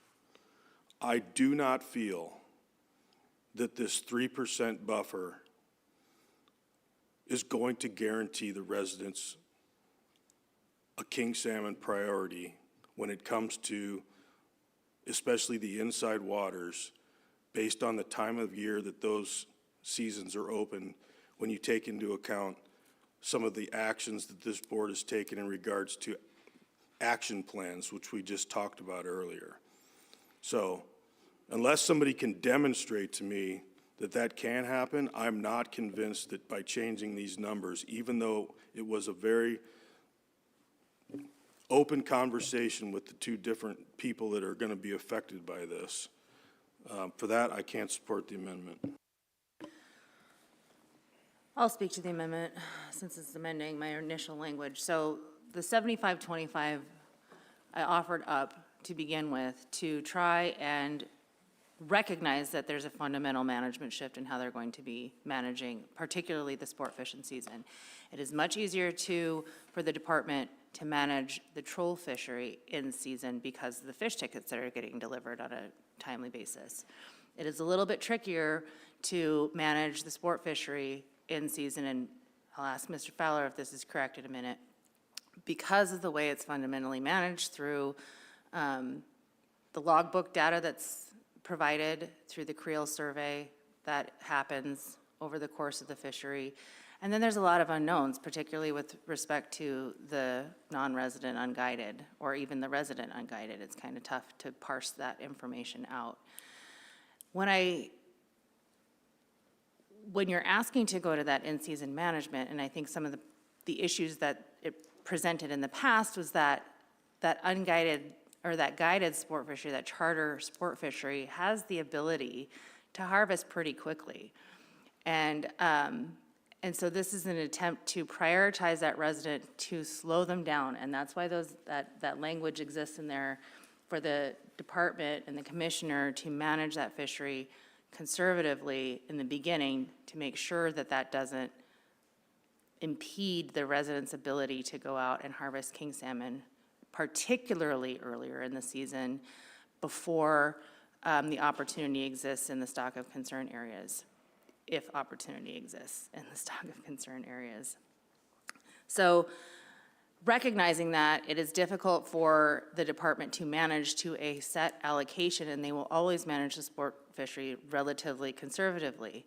Now, in my discussions, I wanted to pull out that resident allocation completely, but I was, again, informed that that would present challenges for law, and I certainly wasn't interested in jeopardizing the state's ability to maintain their delegated authority in EEZ waters. So this was I was instructed that in order to sort of provide for that opportunity, it needed to be within the sport allocation. So that additional allocation percentage was also intended to provide a little bit of a buffer so that we could try and hit that 20% of the sort of historical allocation, but also provide some clear guidance and allocation for that resident priority, which had to be shoved into the sport allocation. So that being said, I think that I am supportive of Mr. Wood's amended language to bring it to 77 and 23. And the reason that I'm supportive of that is because I think it is reflective of the overall sort of historical harvest in the sport fish sector, including the resident priority in times of medium to low abundance. And I think that that's the important part of this conversation. We're talking about medium to low abundance. So in the old tiers, which are now gone, that would be about F, I think. And I could be wrong about that, and you can correct me in a minute. But that's the intent, is because this is when the rubber meets the road, is in these times of low abundance, when abundance is higher, and God willing, we'll have more success in treaty negotiations at some point, and this will hopefully ease a little bit. And I think that that would be a really good time to revisit this and have another conversation around it. But that's what we're dealing with now. I am supportive of the amendment to 7723. Mr. Chamberlain. Thank you, Madam Chair. I've been through about 500 to 1,000 mediations over the course of my career, and every mediator will tell you that he's done a good job if both sides walk away equally unhappy. And to Mr. Wood and Ms. Carlson Van Dort, based on the discussions I've had with everyone in the crowd following this, great job. it's hard to find anyone who's thrilled with this. But I want to give a little anecdotal example of where I came from. I came from the Kuskokwim River, and we were a heavy commercial fishing and subsistence community. There was a small sport fishery that the locals ended up being hostile to and eventually pushed them out of town. And then our fishery collapsed due to market conditions. And when that happened, there were still fish in the river, and there was no diversity in infrastructure to otherwise capitalize off of that valuable resource. And so I would encourage the groups going forward to continue this dialogue rather than having this discussion 3 years in the future over whether to adjust this 1 or 2%, but continue and find how to work together. Thank you, and I will be supporting this. Any other Question. discussion? Question's been called on the amendment. Director Nelson. On the amendment to change the allocations to 77% troll, 23% sport. Carpenter. No. Zaret. Yes. Godfrey. Yes. Carlson Van Dort. Yes. Wood. Yes. Svensson. Yes. Chamberlain. Yes. Motion carries, 6 in favor, 1 against, Madam Chair. Thank you. We now have the language RC 140 as amended before us, and we can further deliberate. Mr. Godfrey. Yeah, we have an imperfect process, and I don't think it can be perfected. But one of my problems is in particularly very contentious proposals like this, where you've got stakeholders with a lot at stake and very passionate on both sides, is we come in here and we get their public comment, public testimony, committee of the whole based on certain language, use the roster breakdown of support and opposition, and then the board pivots and we do something different. And now I don't know how credible the roster breakdown is of associations and individuals in opposition support, because I only found out about this morning, which then causes me to give pause to supporting anything, because committee of the whole wasn't debating this. Public testimony wasn't debating this. Written comments weren't debating this. This was complicated. 20 minutes ago when you asked staff, how do you go about enforcing this? I couldn't even follow him. God bless him. Good luck. I didn't come to Ketchikan with the intent of making any switches to the allocation of the 80-20. I still don't. I support the amendment because the amendment, if the board passes this, is better than the prior amendment we just adopted. But I'll be in opposition. I believe that the vice chair, the comments he made prior to voting on the amendment, I agree with what he said. I certainly support in-state resident sport fishery, and I certainly support in-season management. As the chair discussed, it's challenging with one of the gear groups and the way that works versus another gear group. Again, it's imperfect, but for those reasons, because I have not spoken to a number of the stakeholders since we have adopted this amendment, so I don't know where they stand, if they're movable or they've moved, and I have this huge roster in opposition. I don't know if some of them would come over or not, because that's not what they went on the record for. So I will be opposed to this. Mr. Carpenter. Thank you, Madam Chair. So now that we have amended language and the allocation numbers have been changed, I'm going to speak to the entirety of the substitute language. The first thing I'd like to say is I appreciate all the public comments that we heard in the committee of the whole participation. One thing that I take into consideration in a pretty big way is the AC comments. When I look at the AC comments specifically on Proposal 109 as submitted in the board packet, it was pretty overwhelming in my estimation that the local advisory committees, to which there are a lot of in Southeast Alaska, made a pretty significant determination on what their position was specific to the allocation in the 80-20 split. The general framework of this proposal I am in support of, because I think the way that this language has been portrayed and the clarity in which the management plan has been outlaid is much better than what we currently have in regulation. Specifically to one of the things that's most important to me in looking at is, I look at the residents that live in Southeast Alaska and their access to king salmon specifically in fresh waters, which is quite uncommon to the rest of the state of Alaska. I don't feel right now that the residents have the ability, without expending large amounts of dollars and large amounts of time, to access the waters necessary in the early part of the season to be able to provide for themselves king salmon opportunities. I think that this allocation, the way it's written with the 77-23, I don't believe that it provides enough buffer to the department to manage to have an unobscured sport fishery for residents. I think that the future, if this were to pass, that will play out. And once again, this issue will come back before the board, like many other areas around the state, to where we see constant conflict. We have a troll fishery that has a set amount of permits. They have massive amounts of decreasing participation rates based on the economics surrounding the troll fishery.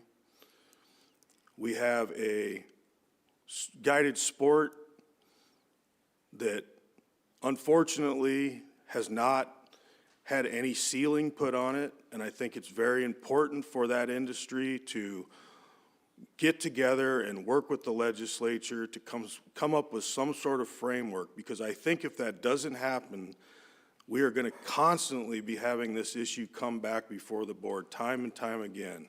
And so I think it's imperative that the industry work on that. The other thing that I take really highly into consideration when I make my decision on this proposal is when I look at the overall economic impact of both of these, the troll and the commercial guided, they both have a massive impact on the economy of the state of Alaska, specifically in Southeast Alaska. I think the comments that Mr. Swenson made, I think, at least in my eyes, were slightly different than the economic impact that I've seen.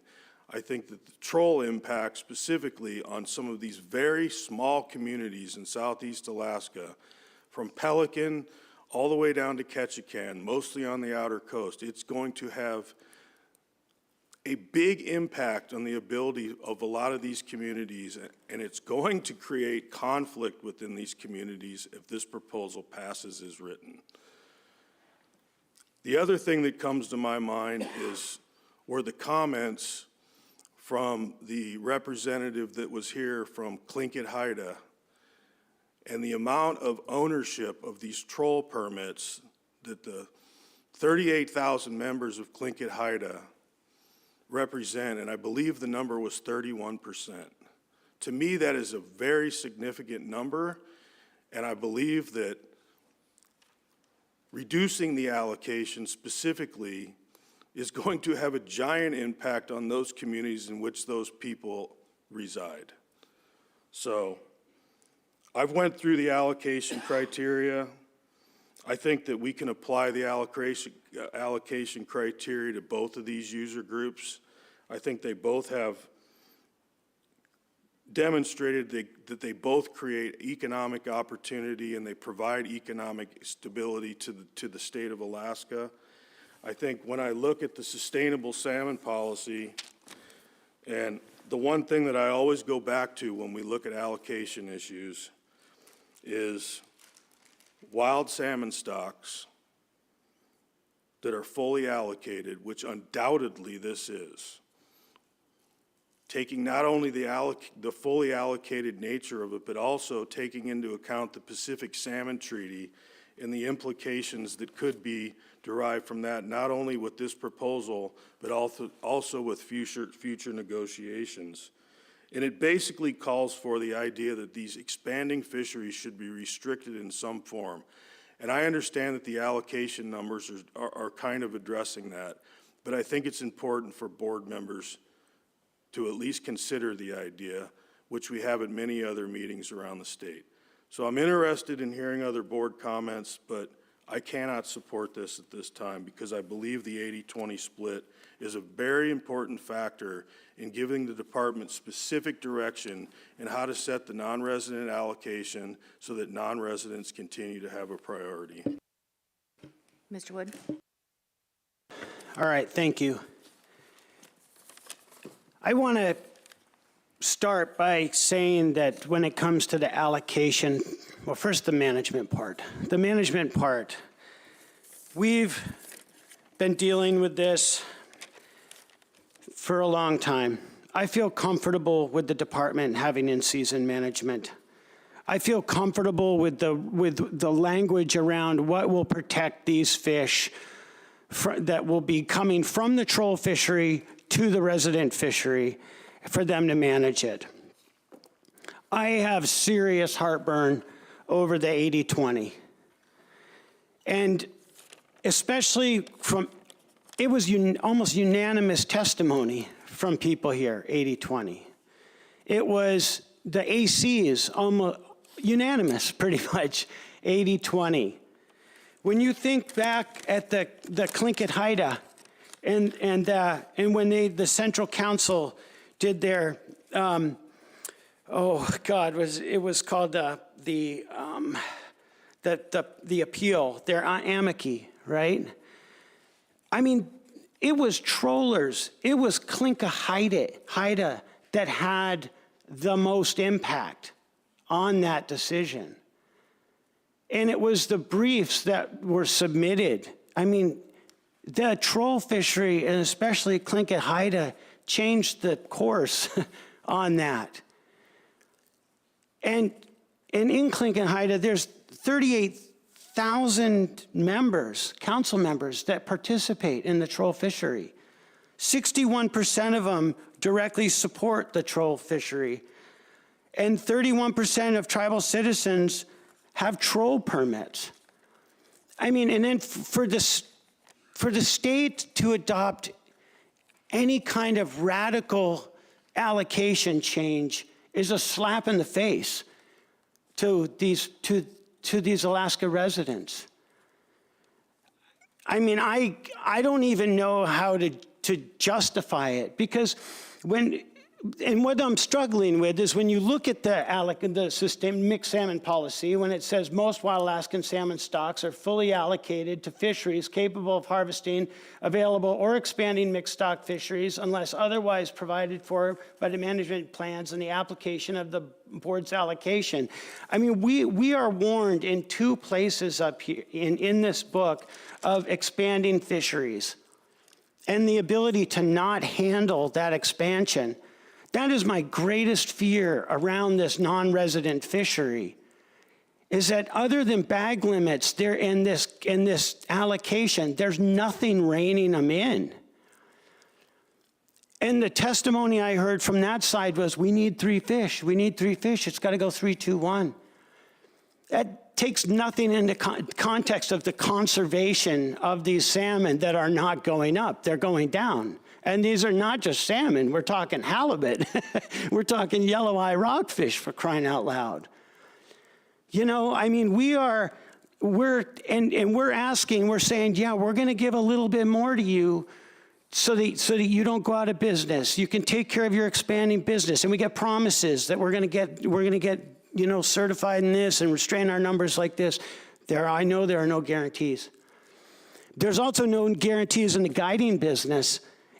I think it is almost unconscionable to guarantee you're going to get 3 kings. I've been a guide for 15 years of my life on Denali. 2 trips a year. I never promised anybody the summit, ever. I promised them they were going to get back down. They weren't going to lose any fingers and toes. And some of the rewards I got for that was from like a woman doctor that said, I wouldn't walk across the room to help you even if you had a sucking chest wound. Seriously. She was a doctor. She was pissed she couldn't get to the top. But she had all her fingers and toes, and I'm sure she's got a great story talking about the asshole that made her go back down. I'm just saying, I think, from my perspective, this is equitable, and I trust the department to manage this to the 20% and make sure that the residents get that fish. And to the guides, you might be the future as long as the tour ships keep coming up here and other circumstances on the planet don't stop this influx of people returning to this great state of Alaska because they watch too much reality TV. You know, you gotta figure out how to pull this together, man. And it can't be just a wing and a prayer and come back here in 3 years and say, well, guess what? We need more. Because you're taken from all of these remote residents throughout the entire southeast state of Alaska, wild, remote places. And I was going to go through the allocation criteria, the 7 factors, but quite honestly, the troll fishery hits every bullet. Number 7, resident sport fishery and non-resident, it addresses. But, so you gotta create the groundwork here to fit into this allocation criteria even further in order for this to be comfortable. For the time being, I'll stick with this 77-23 idea, and I know, well, hopefully everybody will hate it, but that's all I'll say for now.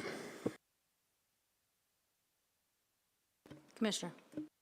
So before you guys vote on it, I think it's a little bit important time to give a chance for Danny to figure out whether or not any of the things you're considering is having treaty or ESA implications and getting that on the record. And then I have just a more just basic question under the management plan. It says under C, the bag and possession limits for resident anglers should be established as such.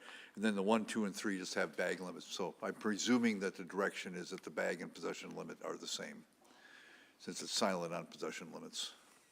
That's the way I'm going to read that. The bag and possession limits are the same with no annual limit. Thank you. I just wanted to get that on the record. Yeah. So if we could turn to Ms. Evanson. Ms. Evanson. Sorry, for the Mr. Wood.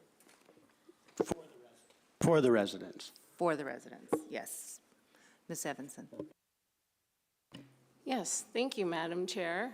Again, for the record, my name is Danny Evanson. I'm an extended jurisdiction program manager with the department, and I just wanted to take a moment to review this amended language for its consistency with obligations under the Pacific Salmon Treaty and the Endangered Species Act. In RC 325, I laid out 5 obligations that we have to meet to make these consistent. Number 1, can the department manage to meet escapement goals? The answer is yes. Can the department manage to stay below a preseason catch limit? This plan does that, and the addition of 2 things makes it easier. One is the in-season management of the sport fishery, and the second is the flexibility to transfer unused allocation by the department if as needed. Number 3 is we need to manage to not exceed an incidental mortality limit. By my math in this, it is not a substantial difference. We're talking on the low end of about 2,700 Chinook transfer from troll to sport, and on the high end, in a really high abundance year, maybe about 8,000 or thereabout. Sport does have lower incidental mortality, and we would expect that to go down, mitigated by maybe a small increase in troll, but we do not expect that to be an issue. So yes, we can meet that requirement. Can we maintain sampling rates consistent with those that have been observed in recent years, around 20% or more? And the answer is yes.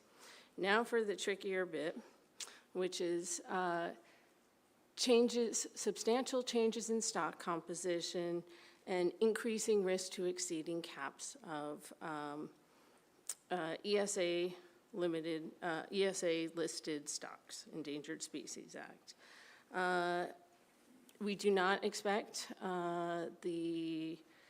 this small of a transfer and how this plan is laid out, where there's a target of 65% of the sport catch before July 1. That is actually helpful in terms of stock composition and Endangered Species Act. There are 6 stocks that we have exploitation rate limit cap on. We would expect from this 65% by July 1, would have no change or very slight reductions for 2 of them and noticeable reductions in recoveries and exploitation for 3 of them. The 4th one, we don't have the data for because it is not handled by the Chinook Technical Committee of the Pacific Salmon Commission. So I did request that that our treaty biometricians do these analyses for a variety of scenarios, so I would be able to speak to it today. They gave me a normal probabilistic caveat and about putting too much faith in these results, recognizing that endangered species are by definition rare.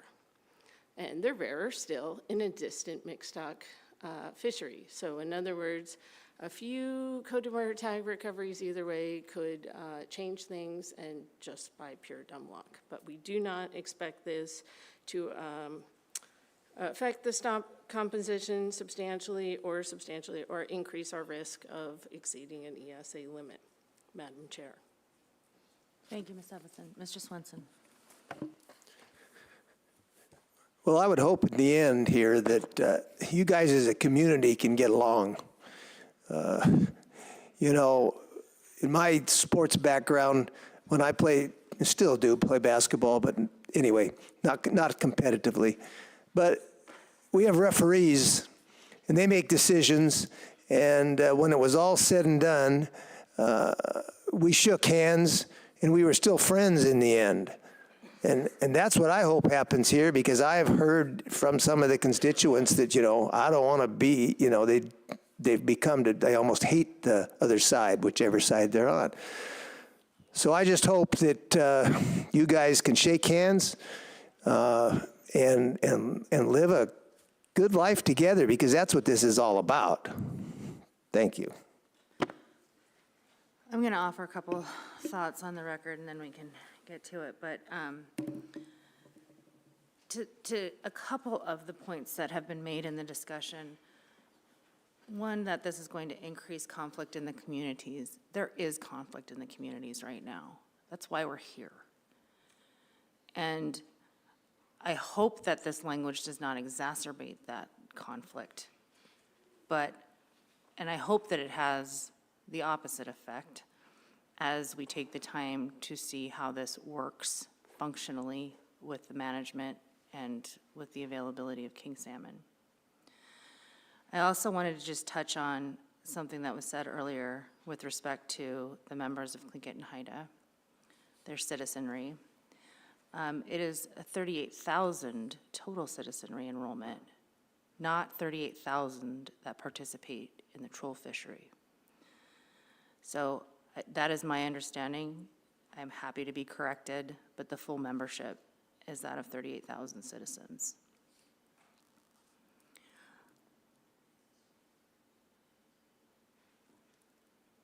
I am sensitive to the issue of the expanding fishery, and I want to recognize that. But it is the purpose and the duty of this board to allocate, and we have that authority to do so in recognition that this could be, and likely might be, an expanding fishery with respect to particularly the chartered sport fishery. In thinking about this and in thinking through the allocation and having the conversations that I've had, I too share the cautionary words that other members have spoken to in terms of this expansion. And then I think it behooves industry to try and regulate themselves before you are regulated out of your opportunity entirely, potentially.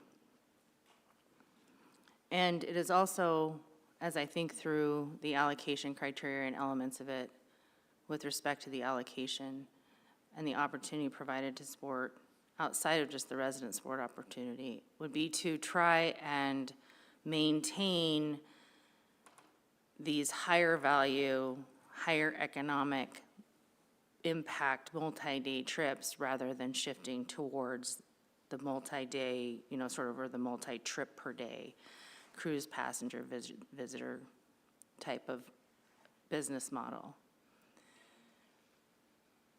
And that is why I crafted or worked to try and craft some of the language that I did. Whether that's successful or not will remain to be seen, but that certainly was my intent. It is also, I believe, within this language that resident priority will exist in state waters. Okay, I want to make that abundantly clear too. In state waters is where this resident priority would apply. Various members, I think I've heard, share varying degrees of confidence about whether the department can manage to that and whether or not that will occur. But the language provided in the RC is intended to do just that. With respect to the allocation criteria, there is clearly a long history of personal use, sport, and commercial fishery in this area. Particularly, I'm going to focus on the sport and commercial. I've talked about this in the past, and I'm frustrated with the fact that we don't have sort of a recognized subsistence fishery in this sort of sector, and that it's lumped in with the sport fishery. And I think that has confused and exacerbated some of the consternation and the debate within this space. And I would have preferred to see that carved out explicitly, but I was told I was unable to do so. Clearly, we've heard a lot about the characteristics and numbers of participants in the fisheries. We've been well informed from the troll fleet that they exist in the communities. They are stabilizers and backbones of our rural communities in Southeast Alaska, and that 85% of the troll participants are local to these rural communities, and that's incredibly important.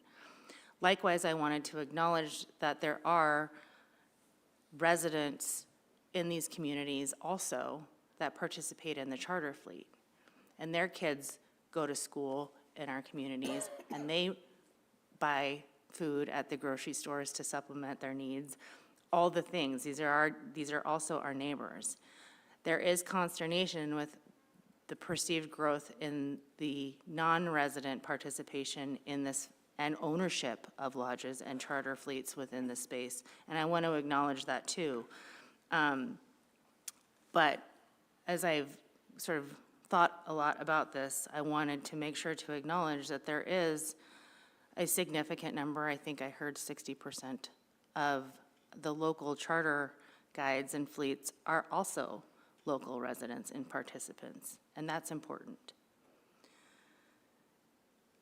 The importance of each fishery for providing residents the opportunity to obtain fish for personal and family consumption, that is what has been driving this debate and what has been driving the language. And certainly the intent is to provide that opportunity, and that is an explicit directive within the new management plan within the language. The availability of alternative fisheries resources. This is kind of a little bit trickier, but there is opportunity for trollers on chum salmon and other species. And in some cases, we've heard that those chum salmon are more valuable than kings in some years. Not always, but sometimes. And so I wanted to make that clear with respect to the alternative fisheries resources. Similarly, in the sport, they have opportunity on coho later in the season, but it is tough when they're not present earlier in the season, and that's an important element of their business models as well. The importance of each fishery to the economy of the state, I think there's been a lot of discussion on that. I won't belabor it, but I do want to just acknowledge that both sectors provide very important economic components to the state of Alaska and to each of the communities in which they operate. And then lastly, the importance of each fishery to the economy of the region and local area in which the fishery is located. I just spoke to that as well. The importance of each fishery in providing recreational opportunities for residents and non-residents. And I think that's captured with respect to the EEZ language as well, that we are not removing the opportunity for non-residents to catch fish. Rather, we're holding those to the same standards in the EEZ waters, and they are held to bag limits within state waters as well. So those are my comments. I just want to say that I appreciate the earnestness and the honesty with which each of the people that I've had the opportunity to speak with about this issue over the last few days. I don't take that lightly. This is a difficult one to vote on and a difficult one to craft. But in the interim, until we have more fish available to us, I'm willing to move forward with this in this space. I'm not comfortable, but I think under the circumstances and given the feedback that I heard about the resident priority need, this is the path through that, at least in the near term. And with that, I will stop speaking. Mr. Carpenter. Approval of this proposal does not expect to result in additional direct cost for a private person to participate in the fishery, and approval of this proposal does not expect to result in the additional cost to the department. And I call the question. Question has been called. Errors and omissions. Director Payton. No, Madam Chair. Director Bowers. No, Madam Chair. Ms. Sill. No, Madam Chair. Mr. Peterson. No, Madam Chair. Captain DeGraff. No, Madam Chair. Director Nelson, please call the roll. Final action on Proposal 109 as amended. Svensson. Yes. Wood. Yes. Chamberlain. Yes. Carpenter. No. Carlson Van Dort. Yes. Zaret. Yes. Godfrey. No. Motion carries 5 in favor, 2 against. Madam Chair. Thank you. I think we all need a little bit of a break. Let's go ahead and take a lunch break and come back on the record. Mr. Commissioner? Yeah, just before you leave this, I really appreciate the board's willingness to work with the department in providing me clear guidance in providing for the resident priority, but yet guidance in establishing what that priority is so that amongst the user groups, they now understand that I have some flexibility, but I also have clear guidance from you as to how to implement this management plan you passed. So thank you all board members for working with us on the implementation plan. Let's come back together at 2:30.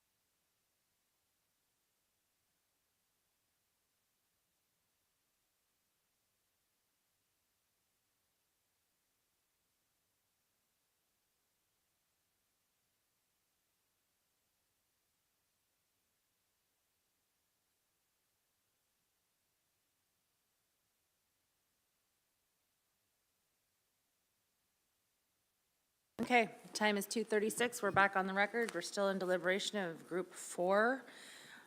We are at proposal number 110. 110, please. Madam Chair, Patrick Fowler, Southeast Alaska Management Coordinator for the Division of Sportfish. Proposal 110, 5 AAC 47.055, Southeast Alaska King Salmon Management Plan. Madam Chair.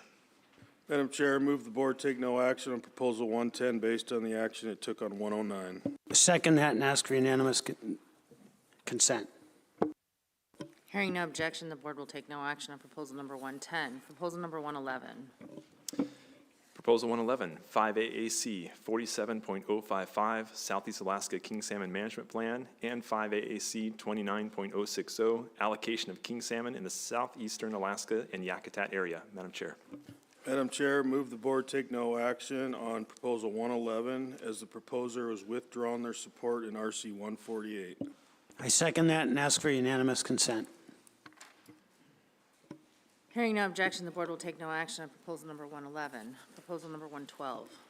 Proposal 112, 5 AAC 29.060, allocation of king salmon in the southeastern Alaska and Yakutat area, and 5 AAC 47.055, Southeast Alaska King Salmon Management Plan. Madam Chair. Madam Chair, move the board take no action on proposal 112 based on the action taken in 109.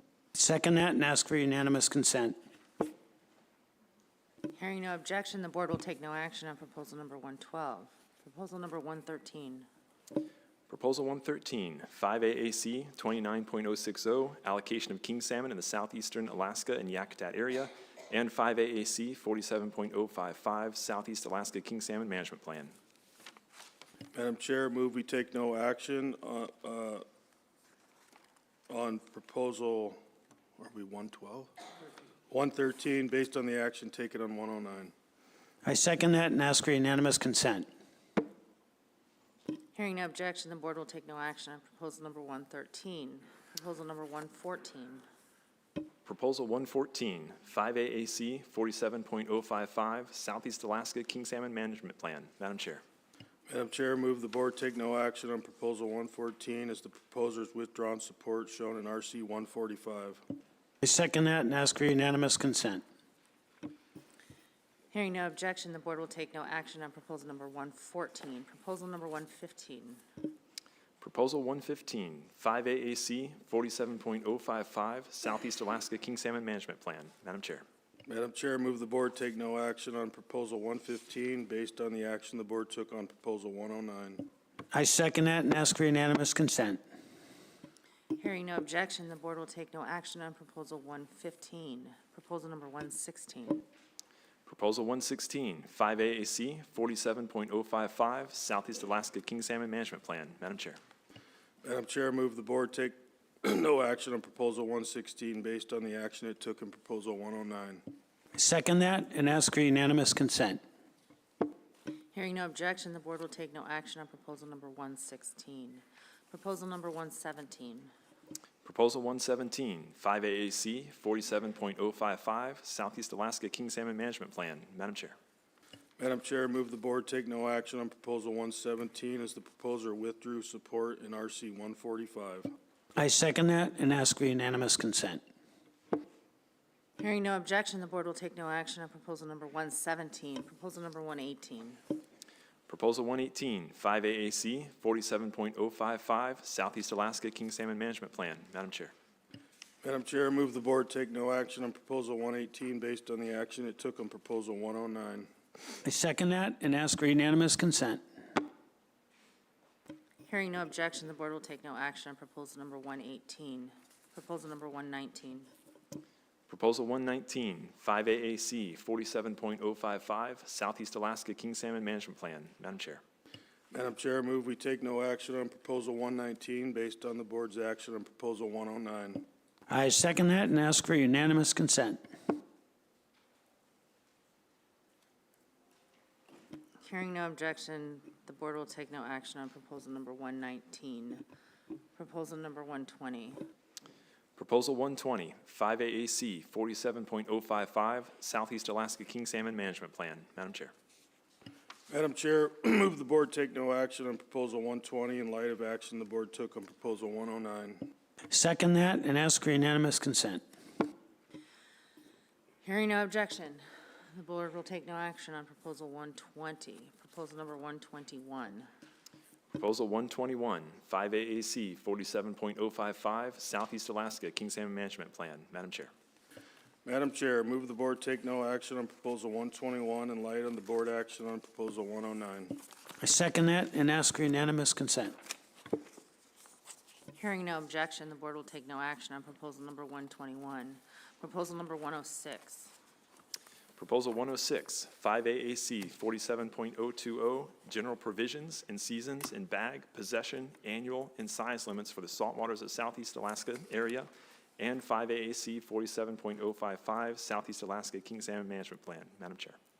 Madam Chair, move the board take no action on proposal 106 as the proposer withdrew support on RC 146. I second that and ask for unanimous consent. Hearing no objection, the board will take no action on proposal number 106.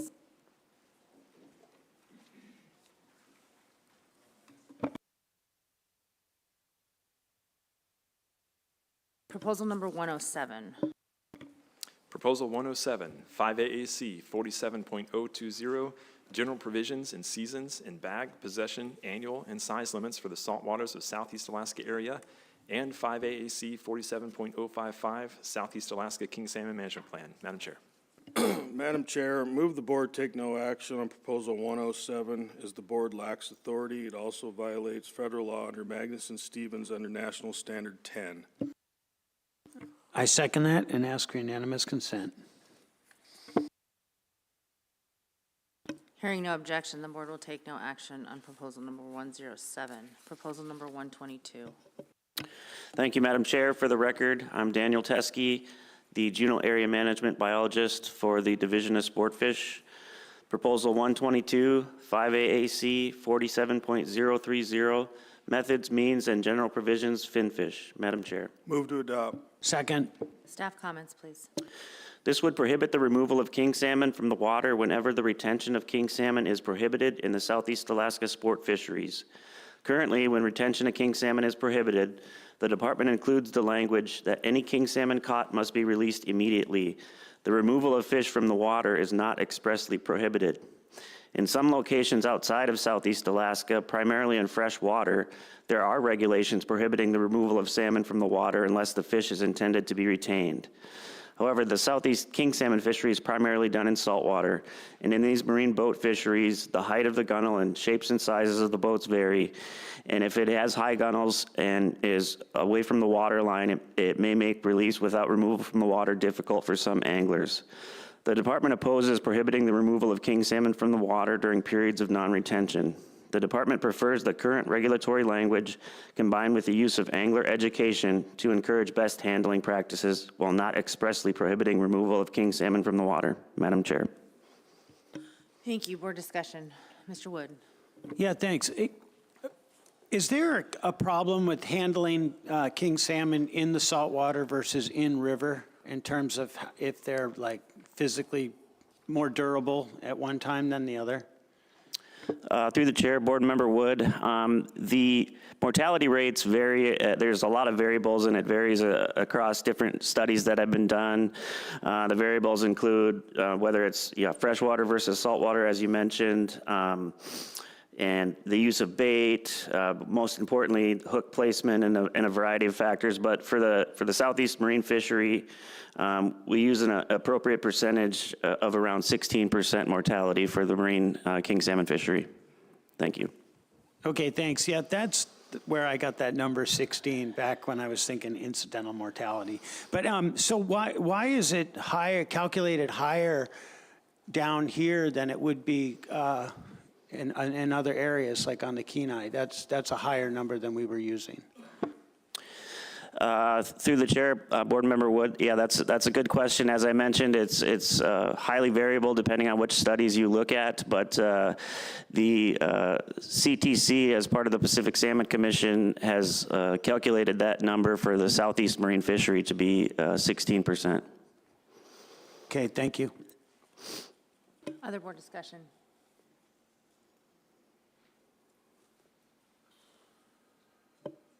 Mr. Carpenter. No, thank you, Madam Chair. You know, generally speaking, I'm a proponent of this. We took this proposal up in the Prince William Sound meeting for release on the Upper Copper River, and there were good reasons why we didn't pass that proposal.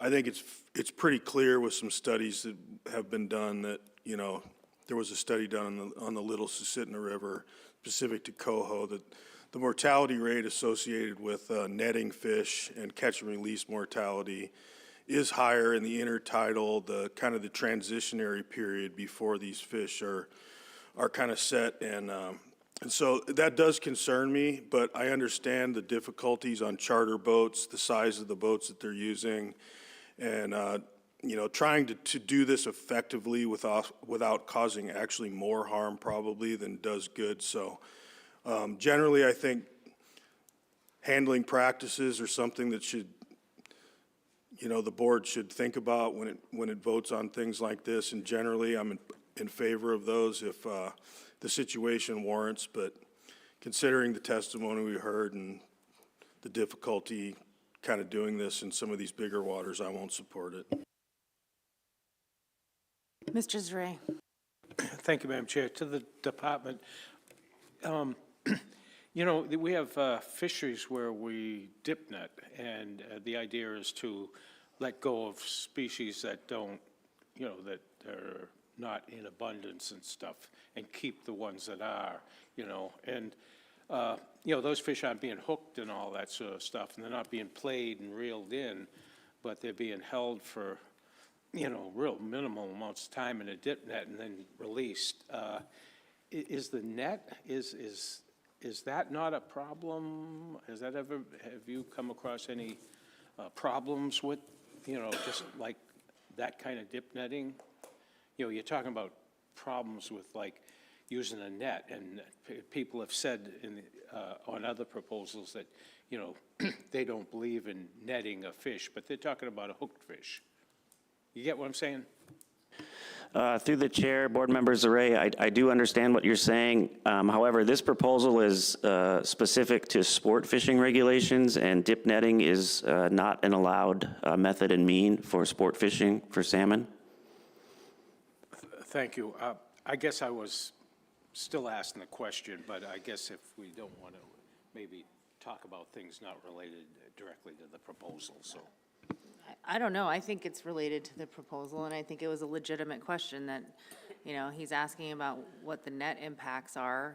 People use dip nets. What is the difference between the impacts from a potential dip net and how the nets are used and function in the sport fishery? I think that's what you were asking, maybe.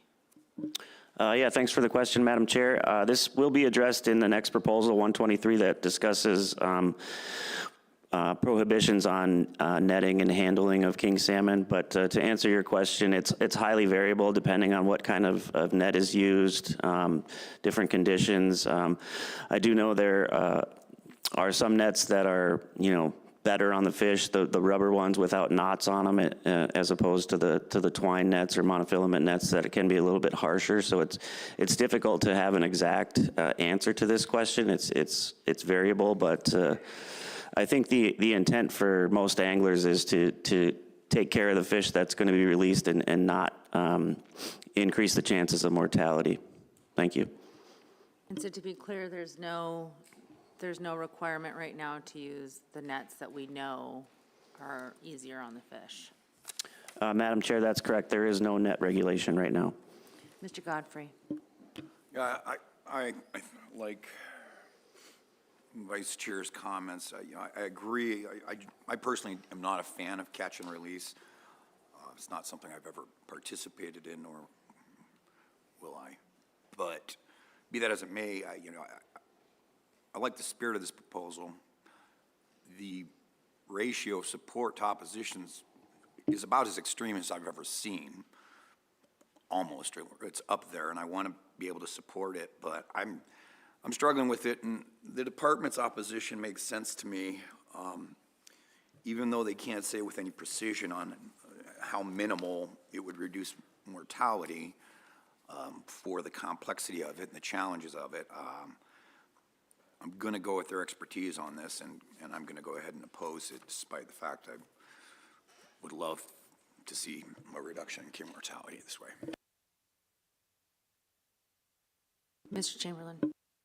Thank you, Madam Chair. I do give deference to the department's comments and their position on this one, but I tend to agree with the public on this one for the sole purpose of deterring photo op fishing. You know, when handled lightly and put back in the water, there is low mortality, but the more a fish is removed from the water, the more handling there is, the more increased chance for harm there is. So I'm going to vote for this just because I've seen the photo op fishermen on Facebook. In social media, I don't want to encourage that. So for that purpose and with deference to the department's objections, I will still be voting yes. Mr. Zare. Madam Chair, and for the record, there were 9 ACs in favor and 3 against. Thank you. Thank you, Mr. Zare. I don't know, I'm kind of torn on this one too. Like, I appreciate the spirit in which it's offered.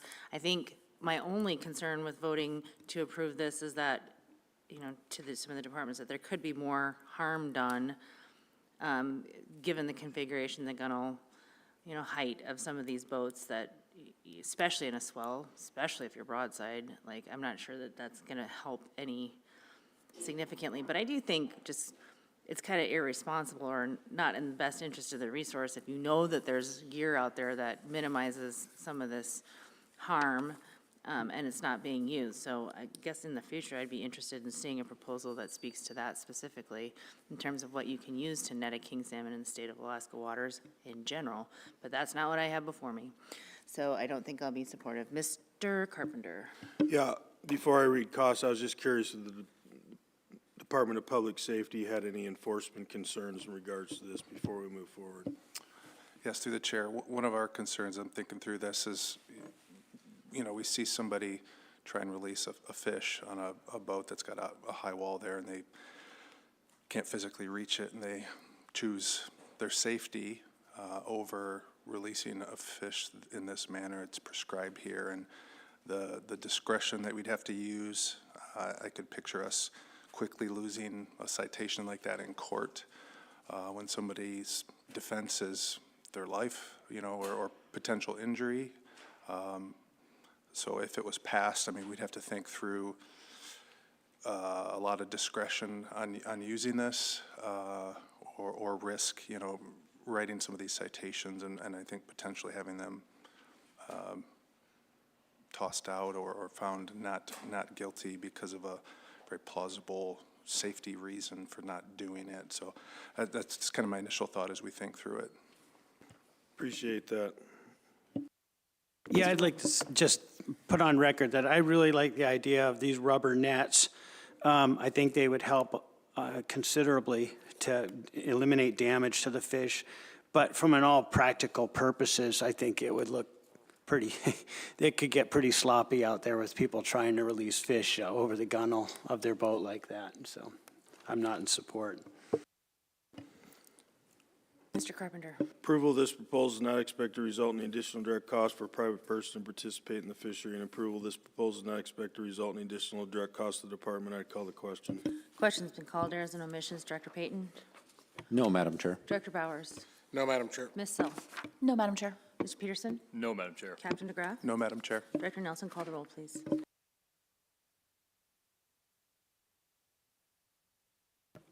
Final action on proposal 122. Carpenter. No. Zare. No. Godfrey. Carlson Van Dort. No. Wood. No. Svensson. No. Chamberlain. Yes. Motion carries, 1 in favor, 6 against. Or, sorry, motion fails, 1 in favor, 6 against. Madam Chair. Proposal number 123.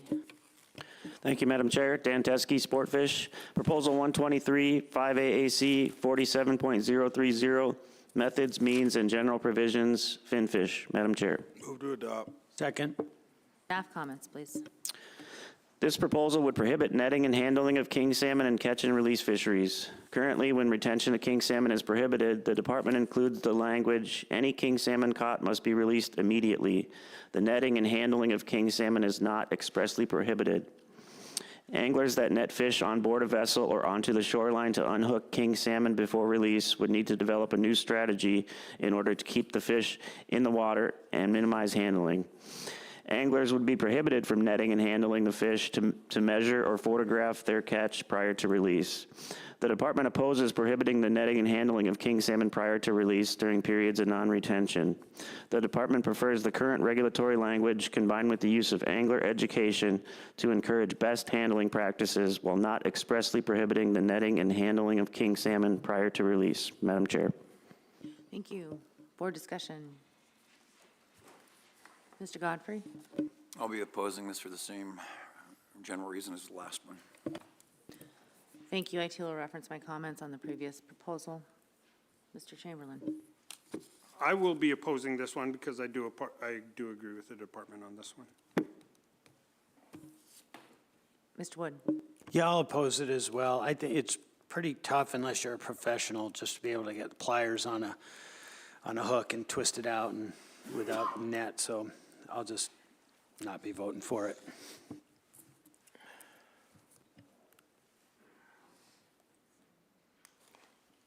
Mr. Zare? You need to turn your mic on, sir. Sorry. For the record, 7 ACs in favor and 3 against. Thank you. Mr. Carpenter? Approval of this proposal is not expected to result in additional direct cost for a private person to participate in the fishery, and approval of this proposal is not expected to result in additional cost to the department. I'd call the question. Question's been called. Errors and omissions. Director Payton? No error or omission. I'd just like to remind the board members on page 37 of our Southeast book, we put a whole thing in there on do's and don'ts on best practices for catch and releasing. So we do our best to educate the public on that. Thank you, Madam Chair. Mr. Bowers? No, Madam Chair. Ms. Sill? No, Madam Chair. Mr. Peterson? No, Madam Chair. Captain DeGraff? No, Madam Chair. Director Nelson, call the roll, please. Final action on proposal 123. Svensson. No. Wood. No. Chamberlain. No. Carpenter. No. Carlson Van Dor. No. Zare. No. Godfrey. No. Motion fails 0-7. Madam Chair. Proposal number 124. Thank you, Madam Chair. Dan Teske, Sportfish. Proposal 124, 5AAC, new section. Madam Chair. Move to adopt. Second. Staff comments, please. This proposal seeks to open king salmon retention a week earlier for residents in areas that were previously closed due to wild stock conservation concerns when the preseason king salmon forecast for the Chilkat, Taku, Stikine, or Unic River is anticipated to exceed the lower bound of the escapement goal. The department is neutral on the allocation of king salmon harvest opportunity between resident and non-resident sport anglers, but is opposed to increasing harvest on stocks of concern. Madam Chair.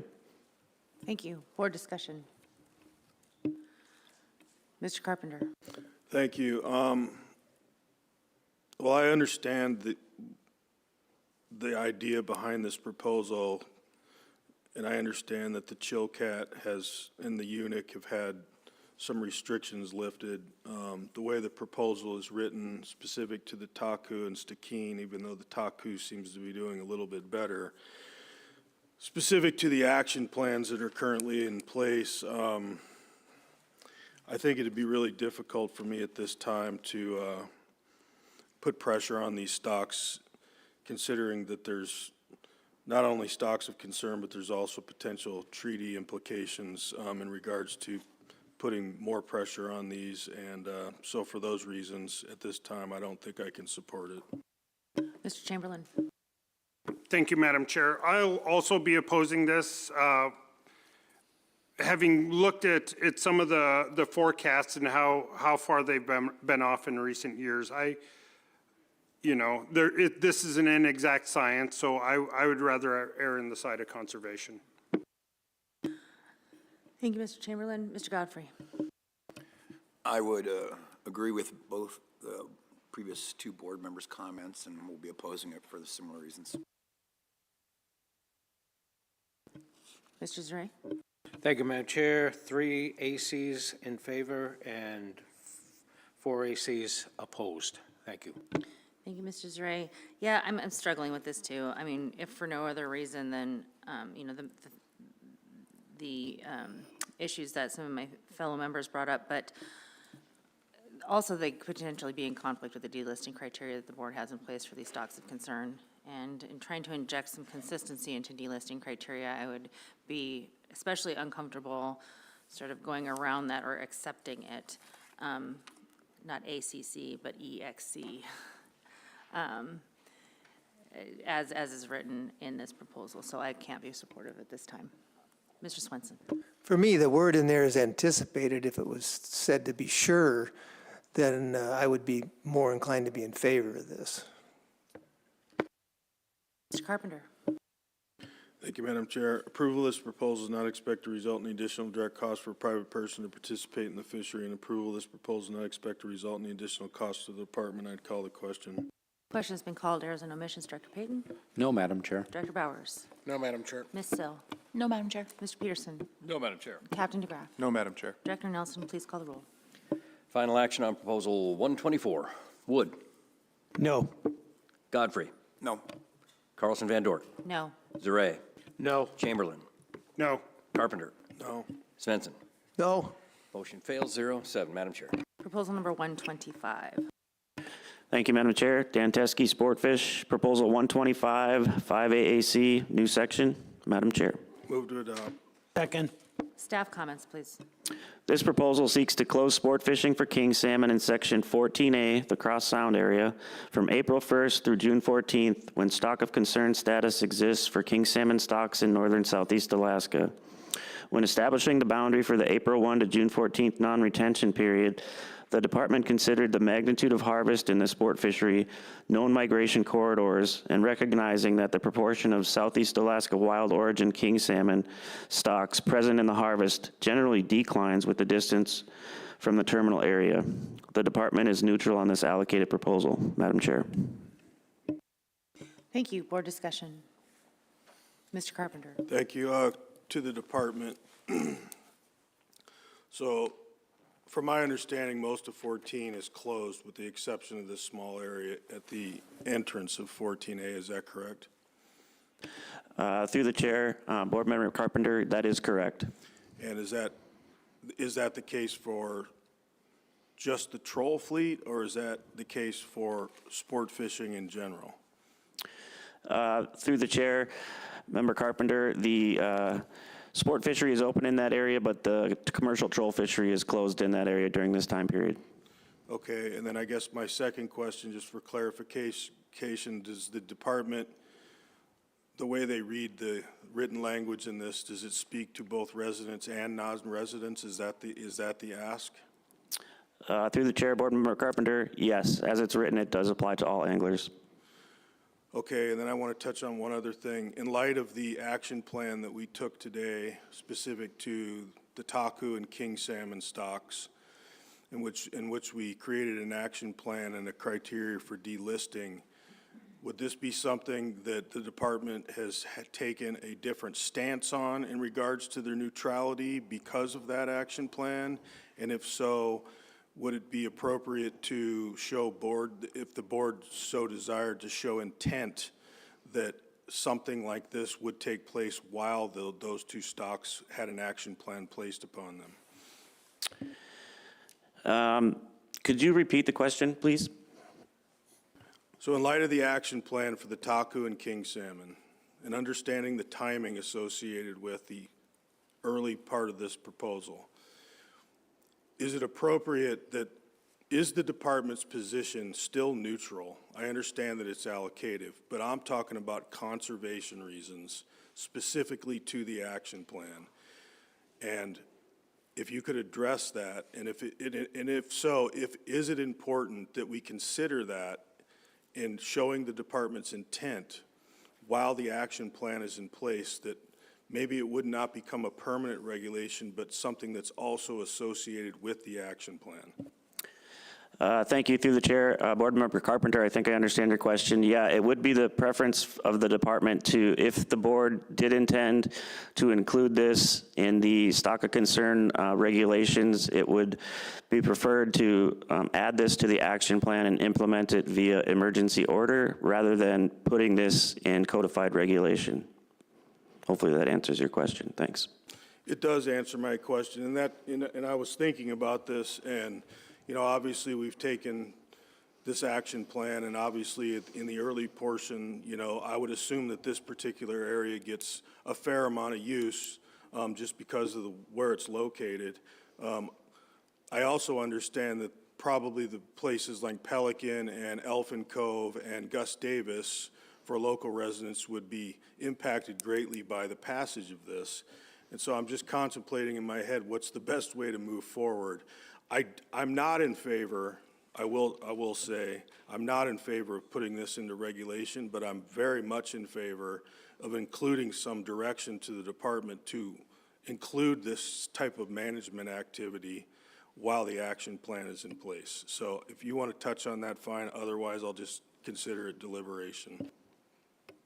Through the chair, Board Member Carpenter. Yeah, so I think I'd probably defer to Department of Law here, but I think if it is the intent of the board to include this as part of a conservation measure for stock of concern status, I believe we would be able to potentially add that to the action plan and issue that closure via emergency order. That's my understanding. Thanks.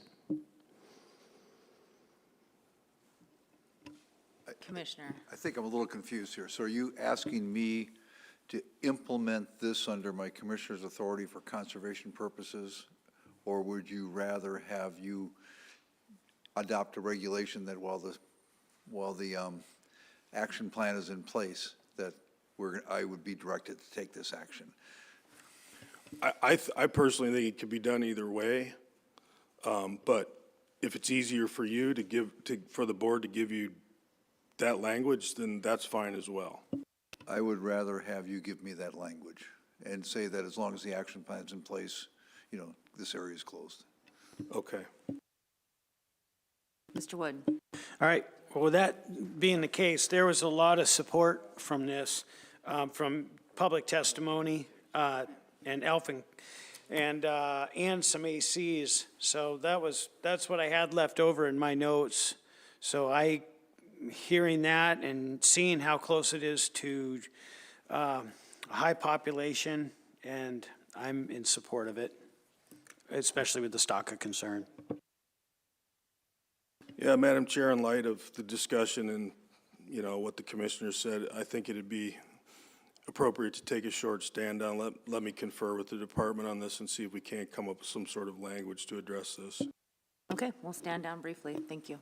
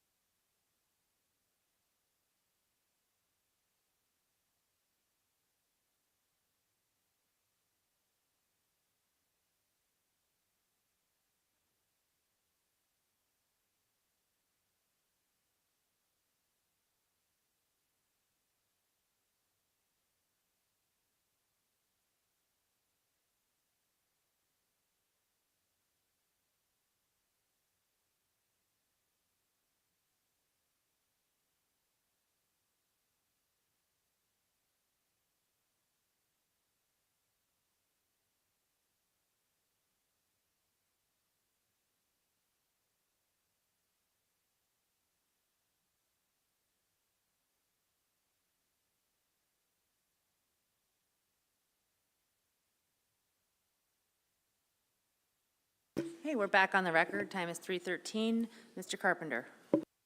Thank you, Madam Chair. To Proposal 125, I move to amend the proposal to add that this would only apply while the Taku King Salmon Management Plan is in effect.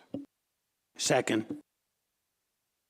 And just for clarity's sake, Taku River, King Salmon River action plans, right? Stock of concern action plan is in Yes. place. Stock of concern. The action. Taku King Salmon River King Salmon Management Plan while it's in effect. Yes, ma'am. Okay, is there any further board discussion on this with that amendment? Or first, we have a motion, sorry, we need a second. And I ask for unanimous consent. Hearing no objection, we have before us the amended language for proposal number 125, or the 125 with the amendment.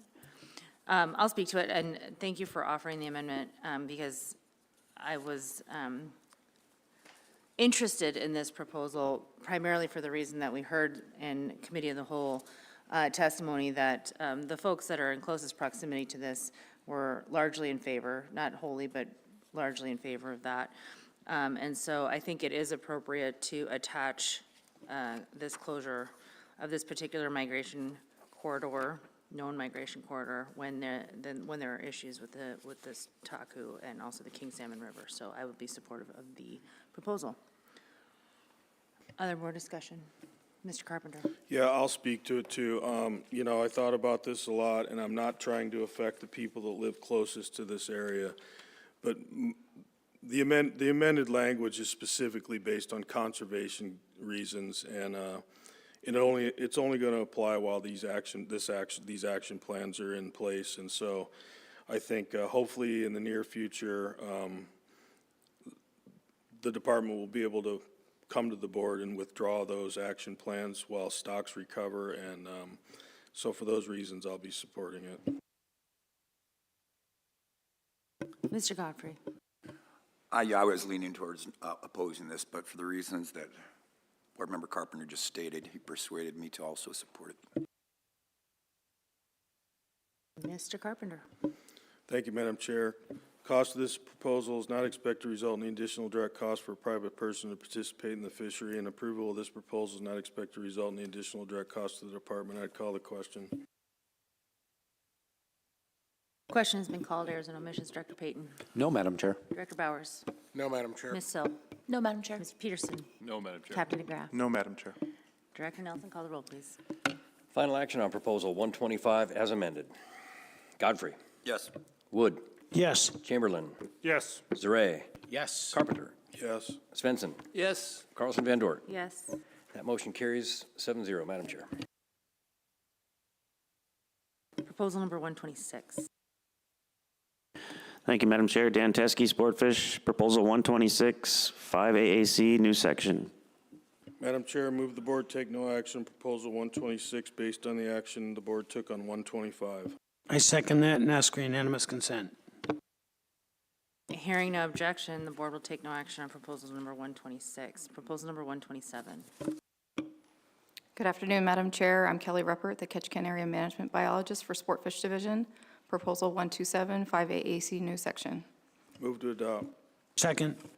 Staff comments, please. Proposal 127 would allow residents to harvest 1 king salmon per day, 28 inches or greater in length during the month of April in Ketchikan. The department is neutral in the allocation of harvest opportunity between residents and non-residents. The king salmon sport fishery in District 1 has been managed conservatively in accordance with the Unic and Chickaman Rivers Action Plan since 2018. The action plan measures were designed to reduce harvest of Alaska wild origin king salmon stocks during the time period when southeast wild stocks comprise a large portion of the harvest, while still providing some fishing opportunity and shaping the sport fishery around areas of higher Alaska hatchery concentration. King salmon returns to the Unic and Chickaman rivers have improved, and both were removed as stocks of concern at the October work session last year. While escapement goals have been met in recent years, this would not have been possible without the conservative management actions implemented through the action plan. The total run sizes for the Unic and Chickaman rivers continue to be below historical averages, and conservative management actions will continue as needed to ensure escapement goals are consistently met. The harvest magnitude of a resident fishery occurring in April is expected to be low, but Alaska wild stock king salmon are likely present in the fishery at higher rates than when compared to midsummer. If adopted, the harvest of Alaska wild king salmon is expected to increase by a small but unknown amount. Madam Chair. Thank you. Board discussion. Mr. Carpenter. Yeah, thank you. To the department. I'm trying to look at the opportunity that might be created here for residents at an earlier portion of the season, and I heard what you said about the Chickaman and Unic rivers in regards to, you know, they have been delisted, and you also said that there's a probability that some wild stocks will be harvested, but if the board were to pass this, do you think that based on stock assessments and obviously escapement levels would be taken into account, would you take EO authority to restrict the fishery even if we opened it in regulation based on the information that you have, I guess, at this point in time? Through the chair, Mr. Carpenter, are you asking us if you provided EO authority, would we use that authority to take action to open for residents? Yeah, if we provided you EO authority with and also creating this proposal, would that alleviate some of the concerns, or is it just the inability to quantify what's going on in the sport fishery at that time of year? Would it be invaluable? I think given through the chair, Mr. Carpenter, given that this is the first season after delisting, we do plan to continue with status quo management, implementing the same closed and non-retention areas and timeframes. We do plan to provide opportunity in hatchery areas, and we'd like to see our local escapements consistently meeting escapement for consecutive years before further liberalizing the fishery. Okay, well, I appreciate you saying that. I mean, having said that, I think it's a little bit premature to do this then. I think we need to look at things over a few more years and hope that those escapement levels continue to increase and that maybe in the future more localized opportunity in the month of April will be available. But right now, I just don't see that happening. Mr. Wood. Yeah, thank you for answering that the way you did. I'm, you know, hopefully in a few years to come here, those inside rivers that will rebound enough to give residents the opportunity that we hopefully have in this management plan, and look forward to that. But since this has only been the first year of delisting, it seems like we'd be jumping the gun to allow there to be harvest on it. And if there are other opportunities in hatchery areas, that could suffice for another 3 years. So I don't support it. Please help me remember, when were the Unic and the Chickaman listed as stocks of concern originally? Madam Chair, 2018. Yeah, I think I tend to agree with my fellow members here. It seems a little premature, and I'd like to see a little bit more stabilized returns before we increased opportunity on those stocks. Mr. Zray. Thank you, Madam Chair. And for the record, Ketchikan AC was in favor of this, and 5 public comments in favor. And the East Prince of Wales Island and the Elephant Cove AC, and about 100 public comments were opposed. Thank you. Mr. Carpenter. Approval of this proposal is not expected to result in additional direct costs for a private person to participate in the fishery, and approval of this proposal is not expected to result in additional direct costs to the department. I call the question. Question's been called. Errors and omissions. Director Payton. No, Madam Chair. Director Bowers. No, Madam Chair. Ms. Sill. No, Madam Chair. Mr. Peterson. No, Madam Chair. Captain DeGraff. No, Madam Chair. Director Nelson, call the roll, please. Final action on proposal 127. Zare. No. Chamberlain. No. Godfrey. No. Svensson. No. Wood. No. Carlson Van Dort. No. Carpenter. No. Motion fails 0-7, Madam Chair. Proposal number 128. Madam Chair, for the record, Kelly Ruppert, Sportfish Division, Proposal 128, 5AAC, new section. Madam Chair, move the board take no action on Proposal 128 based on the action it took on 127. I second that and ask for unanimous consent. Hearing no objection, the board will take no action on proposal number 128. Proposal number 129. Thank you, Madam Chair. For the record, Grant Hagerman, Southeast Alaska Commercial Troll Fishery Manager. Proposal 129, 5 AAC 29.090, management of the spring troll fishery. Move to adopt. Second. Staff comments, please.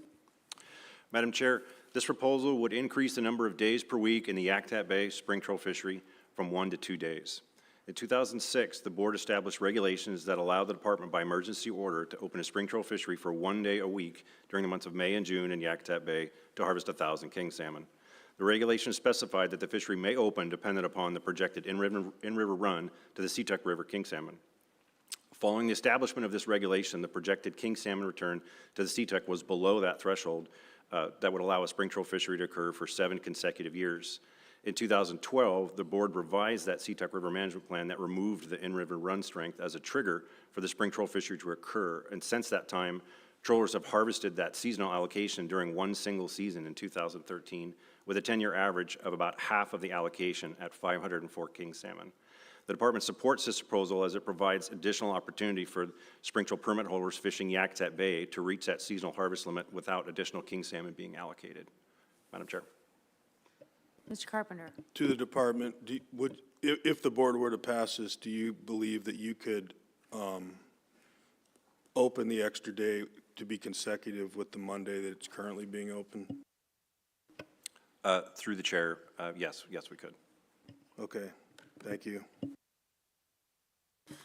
Quick question for the department. So I'm looking at the table 29-1 and the staff comments, and I see where that 2014-23 average is about half the allocation. And I also see that particularly in 2024 that there was only 16 permits that harvested about 233 fish. My question is it, what do you think is more of a factor, the low participation or an absence of kings? I'm just curious, how's the performance of the Seatuck? Madam Chair, thank you for that. Yeah, I think the kind of the reasoning behind that decrease in harvest is related to effort there. But again, only having 1 day a week, weather can play a big factor, and so that's part of the decrease in participation. With increasing to 2 consecutive days, the potential for them to be able to fish one of them would increase. But to answer your question, I think that largely we're seeing a decrease in that harvest or low harvest levels because of the number of permits fished or participation, and I think the 1 day has kind of dissuaded them from that. And you are comfortable with the escapement goal performance of the river? Or the management? Madam Chair, yes. Thank you. Board discussion, Mr. Wood? Yeah, I like the idea of adding a day. A lot of times, the weather's bad, so fisherman loses and fish wins. So I think if there's another day for them to go out, it looks like the amount of people participating in it and the fish available are there. And given the fact that, yeah, so anyhow, I'm supportive in letting them try to have another day to go fishing.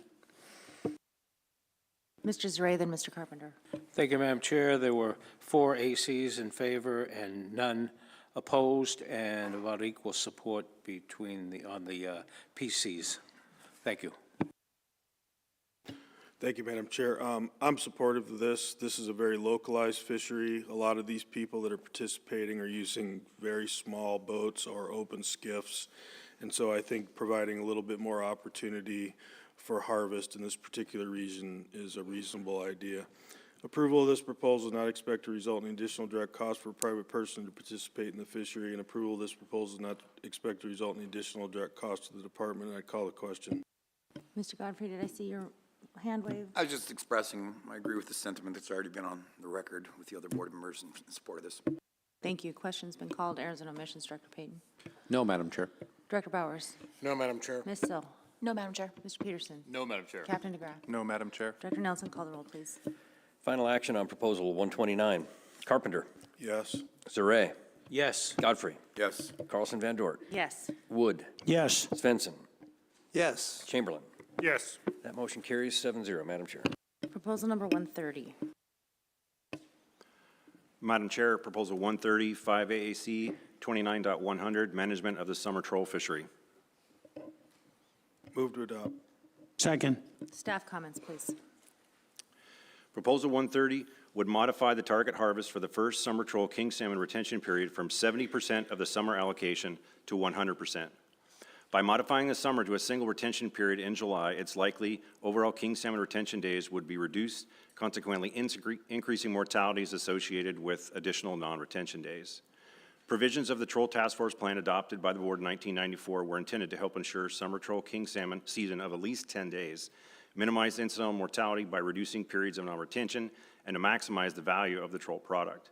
Under terms of the Pacific Salmon Treaty, the Pacific Salmon Commission implemented a limit for incidental mortality of treaty king salmon and also requires that any proposed significant management changes that may alter the stock or age composition of the catch or incidental mortality be discussed within the PSC before implemented.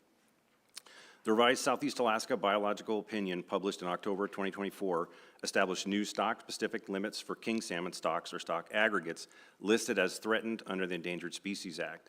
A large-scale reallocation of summer troll retention periods will alter the stock composition of the catch and may increase risk of exceeding those ESA limits. The department opposes this proposal due to the potential increase in that incidental king salmon mortalities associated with reducing the overall number of troll king salmon retention days during the summer and potentially alter the stock composition of the catch, which increases the risk of exceedance of the take limits of ESA-listed king salmon. Madam Chair. Board discussion. Mr. Carpenter. Yeah, I think part of the comments here, and I appreciate the department's comments and their concerns. I think one of the things that's stated in there is that a significant change to the summer troll management regime will require discussions at the PSC and increase the risk of exceeding PSC limits for incidental mortality. So considering that, I tend not to be inclined to support this. Mr. Wood.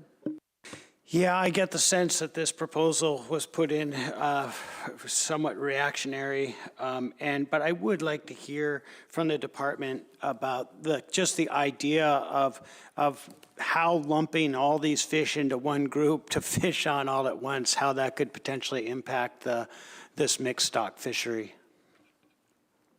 Ms. Evanson. Thank you for the question. For the record, my name is Danny Evanson, Extended Jurisdiction Program Manager for the department, through the chair to Member Wood. Southeast Alaska Chinook salmon fishery is a mixed stock fishery. We have different stocks moving through at different times. So we have already shaped our fisheries somewhat because we've been protecting our own stocks and moving off of spring fisheries and pushing our fisheries later into the summer onto different stocks. We do see a markedly different stock composition between July and 6 weeks later in August. So certain stocks like Washington coast stocks, Oregon coast stocks tend to come in more in August than they do in July. We also have done analyses on ESA listed fish, and the greatest impact there by transferring the 30% to taking it in one big block would be on Snake River Fall Chinook and may increase our risk of exceeding that cap. What I will say is this is not a trivial number of fish. Looking at table 130-1, we're talking about 22,000 or so fish being moved into July, up to over 70,000 Chinook salmon being taken in one block. Madam Chair. Thank you. Other board discussion. Mr. Carpenter. Approval of this proposal is not expected to result in additional direct cost for a private person to participate in the fishery, and approval of this proposal is not expected to result in additional direct cost to the department. And I'd call the question. Question has been called. Errors and omissions. Director Payton. No, Madam Chair. Director Bowers. No, Madam Chair. Ms. Sill. No, Madam Chair. Mr. Peterson. No, Madam Chair. Captain DeGraff. No, Madam Chair. Director Nelson, call the roll, please. Final action on Proposal 130. Svensson. No. Wood. No. Chamberlain. No. Carpenter. No. Carlson Van Dort. No. Zaret. Nope. Godfrey. No. That motion fails 0-7, Madam Chair. Proposal number 131. Madam Chair, for the record, Grant Hagerman, Southeast Alaska Commercial Troll Manager. Proposal 131, 5AC 29.100, management of the summer troll fishery. Madam Chair. Madam Chair, move to adopt proposal 131 with substitute language found in RC 139. I second that and ask for unanimous consent. Hearing no objection, the board has before it RC 139, language substituted for the original language in proposal number 131. This was language requested by the department. Will you please put your staff comments on the record and speak to the substitute language, please? Thank you, Madam Chair. So the amended language would allow the department to open a limited harvest fishery in place of a competitive opening in the years when the estimated opening length of the second summer troll king salmon retention period is less than 3 days, and additionally to allow for multiple limited harvest fisheries to occur during summer if the remaining annual troll allocation or the remaining fish on the Southeast Alaska all-year allowable catch. Current regulations that provide for summer troll king salmon limited harvest fishery were adopted by the board in 2015 in order to fully utilize the available troll king salmon allocation. Since 2015, the department has opened a limited harvest fishery during 3 seasons in 2019, 2023, and 2024. During these years, the limited harvest troll fishery was a useful management tool to assist in the taking of both remaining troll and all-year king salmon allocation that would have otherwise gone unharvested. The department supports the amended language and as it improves the management flexibility and may provide an opportunity to implement both limited harvest fishery as a second summer king salmon retention period or multiple limited harvest fisheries in a season when small portions of both the troll and all-year annual PSD king salmon allocation remain. Madam Chair. Thank you. And I'm remembering where this language came from. It was actually considered to be rolled into 109, the RC language at one point, but thought it better to pull it out. So thank you for the little reminder. Mr. Carpenter. Yeah, a question to the department. If this is implemented, you know, one of the concerns is that, you know, some of these people would have to travel long distances to come to a fish and game office to register or whatever they had to do. Can you emphatically state that there will be some consideration given to the fleet to be able to either call in or register electronically, some form like that, so they don't have to bear that expense? Through the chair, Member Carpenter. Yeah, so I think we'll pursue options for that. As discussed, the vessels that were on the water at the time that would like to participate would need some means to register via phone call or online permits available in area offices. I think we'll try to make as much available as we can. I appreciate you saying that.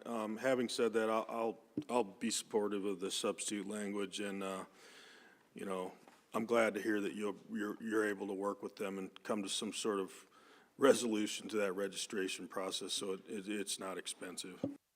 Mr. Wood. Yeah, I'm super supportive of this, especially in conjunction with the actions we took with the new in-season management with the King Salmon Management Plan, because if there is leftover allocation at the end of the summer that can be used, be EO'd out to the August troll fishery. And so running it this way garnered a lot of support from the public, and yeah, I'm all for it. Mr. Zaret. Thank you, Madam Chair. There were 6 ACs and 100 PCs in support, and there were 3 ACs and only 3 PCs opposed to this. Thank you, Madam Chair. Thank you. I agree with both Member Carpenter and Member Wood's comments and assessment of this, and I think, you know, considering the actions that the board took earlier today, that this makes good sense. Mr. Carpenter. Approval of this proposal does not expect to result in additional direct cost for a private person to participate in the fishery, and approval of this proposal does not expect to result in additional cost to the department. I'd call the question. Question's been called. Errors and omissions. Director Payton. No, Madam Chair. Mr. Director Bowers. No, Madam Chair. Ms. Sill. No, Madam Chair. Mr. Peterson. No, Madam Chair. Captain DeGraff. No, Madam Chair. Director Nelson, call the roll. Final action on proposal 131 as amended. Godfrey. Yes. Wood. Yes. Chamberlain. Yes. Zareh. Yes. Carpenter. Yes. Svensson. Yes. Carlson Van Dorn. Yes. That motion carries 7-0, Madam Chair. Proposal number 132. Madam Chair, Proposal 132, 5AAC 29.140, size limits, possession, and landing requirements. Move to adopt. Second. Staff comments, please. Madam Chair, the proposal would modify the measurement method and size restrictions for spring troll fisheries during May and June from 28 inches from the tip of the snout to the tip of the tail to 26.5 inches from the tip of the snout to the fork of the tail.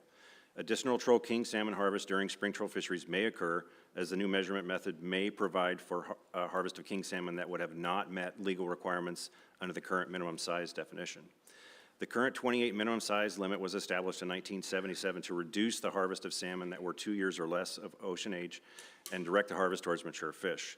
The size limit aligned with the minimum size limits in the southern U.S. at that time.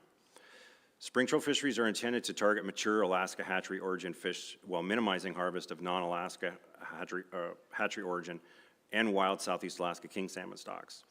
Like other salmon species, king salmon do exhibit morphological changes as they begin to mature that can affect overall length, which current size restrictions are based on. The department opposes this proposal as it modifies a long-standing standardized measurement regime that applies to both commercial and recreational fisheries region-wide. By varying the size restriction measurement requirements among commercial troll season, increased size restriction violations may occur when different measurement methods are used between adjacent seasons as opposed to year-round. Madam Chair. Thank you. Board discussion. Mr. Wood. Would the troopers speak to this? Captain? Mr. Wood, through the chair, AWT is neutral on the method, but if the board passes its proposal, and if this is more accurate or reduces error, consider it statewide for consistency. Our big issue is going to be consistency on this, because now you're going to have different user groups keeping potentially slightly different length salmon. There'll likely be some enforcement on this due to confusion from the public, due to a very specific change for one user group. Madam Chair. Mr. Wood? Thank you. Given the testimony we had, it was really educational to learn about how the tail fin changes once it comes out of the water and bed in ice and all that. And given the proposer that put it forward, I'm sure that there was only conservation in mind when this was put forth.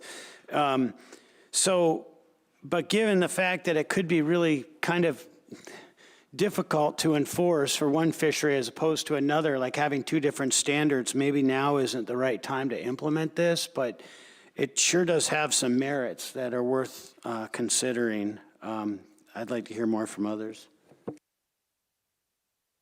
Mr. Swenson, then Mr. Godfrey. Well, I think we've heard, as I recall hearing earlier, that the fish are more valuable the bigger they are in terms of price and so on.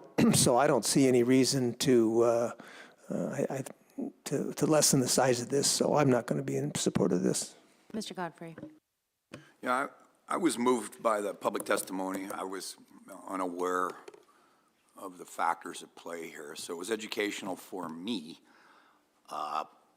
And even against, I was inclined to vote for it despite the department's opposition, but the state troopers just probably made me change my mind, and maybe this is something that's better suited for a statewide, for consistency if we're going to do that. So I'll listen to what others have to say. Commissioner.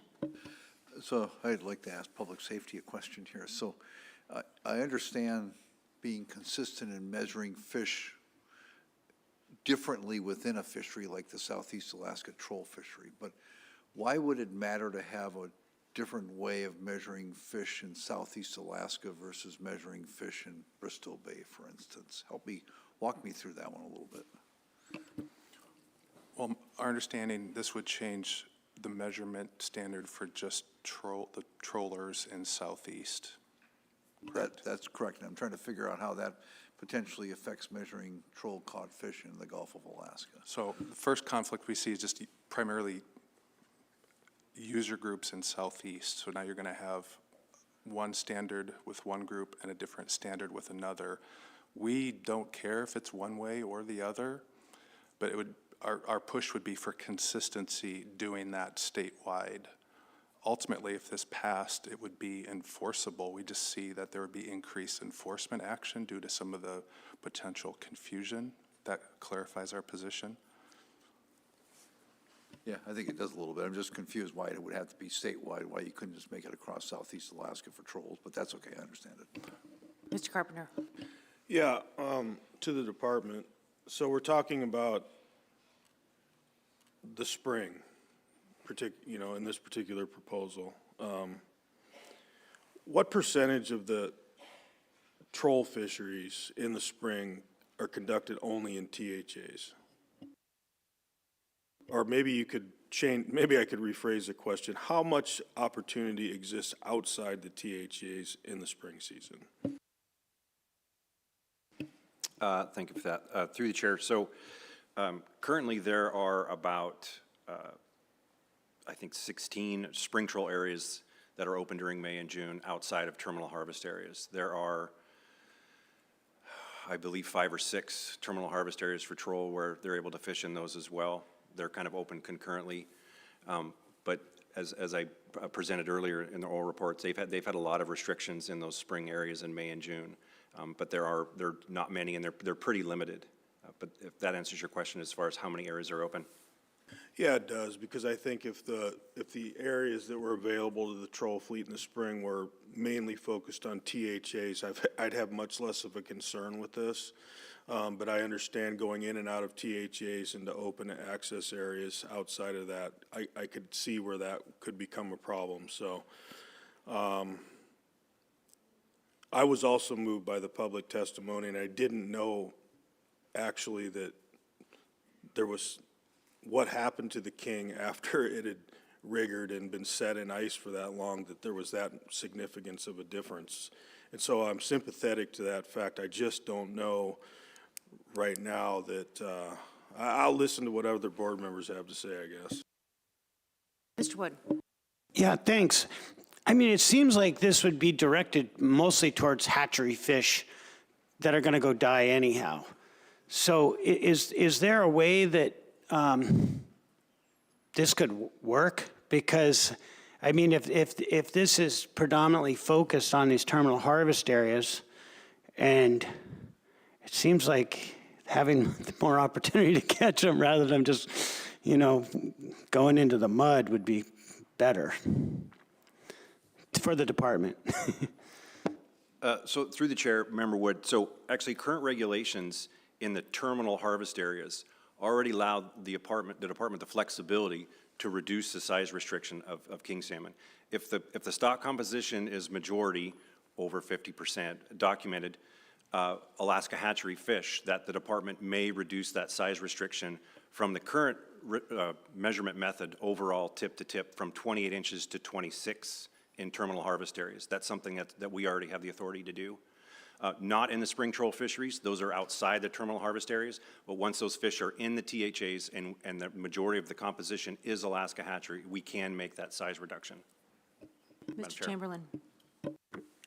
Thank you for that clarification, which leads me to another follow-up. Like the other board members, I'm struggling with, if we're going to harvest hatchery fish, let's harvest them. But I do like uniformity and regulations.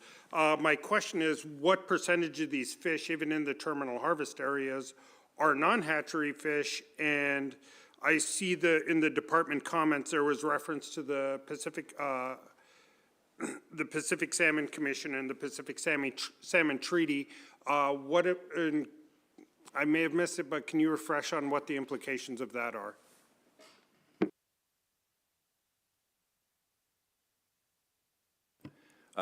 Through the chair, sorry, could you repeat the first half of that question? I think the first half is what percentage of the salmon in this terminal area are non-hatchery fish? Through the chair. So generally, these terminal harvest areas are maybe 25%. It does vary by area and by month that they're open, but roughly 25% or less are non-Alaska hatchery origin.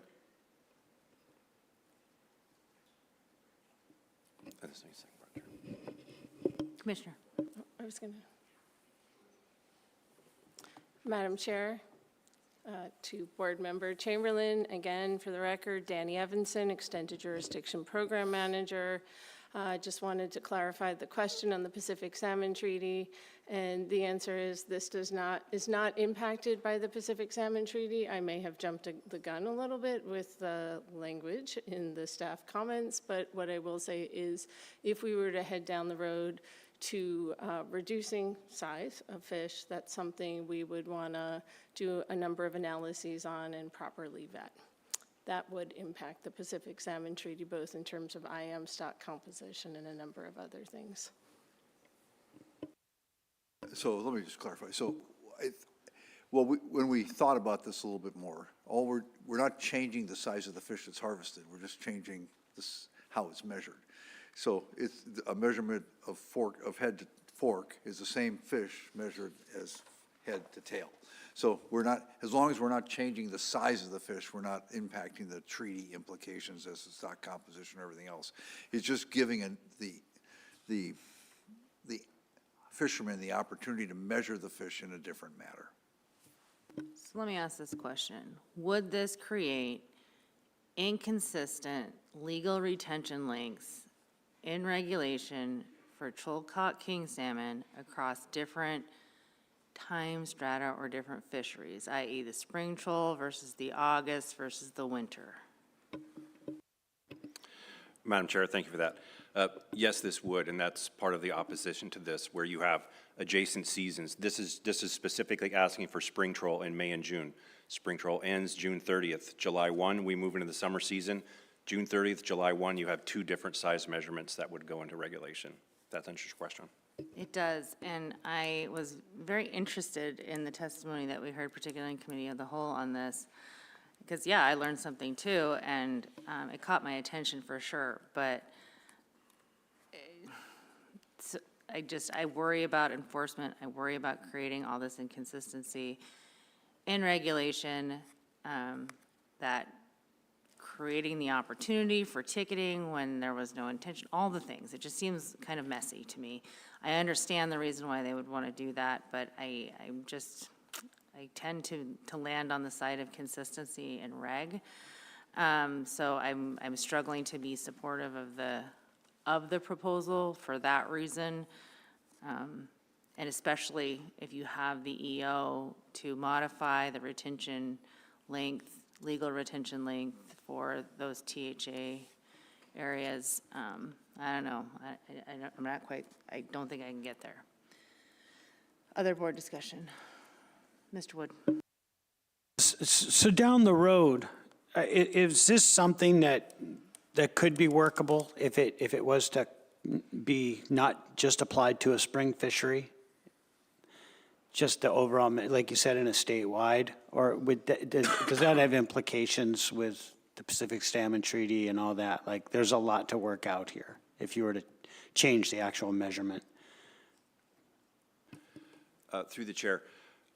Correct. I think down the road, this could be a potential change. I think the department would probably want to, investigate if there were stock composition changes that would have treaty implications with this change for year round, and not just in the spring seasons, if that's what you're asking. It is. Can I follow up, though? So hatchery kings are kind of considered free in treaty, quote unquote. Is that correct or not? Through the chair, mostly. Most of the Alaska hatchery contribution does not count against the troll allocation. Most, not all. Okay. I'm just wondering if we're letting, if they can harvest them at 26 inches in a terminal harvest area, but they can't outside of that. I mean, like, I guess it's enforcement issues. I'll leave it at that. Thank you. Mr. Carpenter. Approval of this proposal is not expected to result in additional direct cost for a private person to participate in the fishery, and approval of this proposal is not expected to result in additional direct cost to the department, and I'd call the question. Question's been called. Errors and omissions. Director Payton. No, Madam Chair. Director Bowers. No, Madam Chair. Ms. Sill. No, Madam Chair. Mr. Peterson. No, Madam Chair. Captain DeGraff. No, Madam Chair. Director Nelson, call the roll, please. Final action on Proposal 132. Carlson Van Dort. No. Carpenter. No. Wood. No. Godfrey. No. Svensson. No. Chamberlain. No. Zaray. Nope. Motion fails, 0-7, Madam Chair. Proposal number 133. Madam Chair, Proposal 133, 5AAC 29.140, size limits, possession, and landing requirements. Madam Chair. Madam Chair, move the board take no action on Proposal 133 based on its action on Proposal 132. I second that and ask for unanimous consent. Hearing no objection, the board will take no action on proposal number 133. Proposal number 134. Madam Chair, Bo Meredith, Ketchikan Area Management Biologist, Commercial Fisheries, Proposal 134, 5AAC 39XXX, new section, unlawful possession of king salmon. Madam Chair, move the board take no action on Proposal 134 as the proposer has withdrawn support shown in RC 117. I second that and ask for unanimous consent. Hearing no objection, the board will take no action on proposal number 134. Proposal number 169. Madam Chair, for the record, Grant Hagerman, Southeast Alaska Commercial Troll Manager. Proposal 169, 5AAC 29.120, gear specifications and operations. Madam Chair. Move to adopt. Second. Staff comments, please.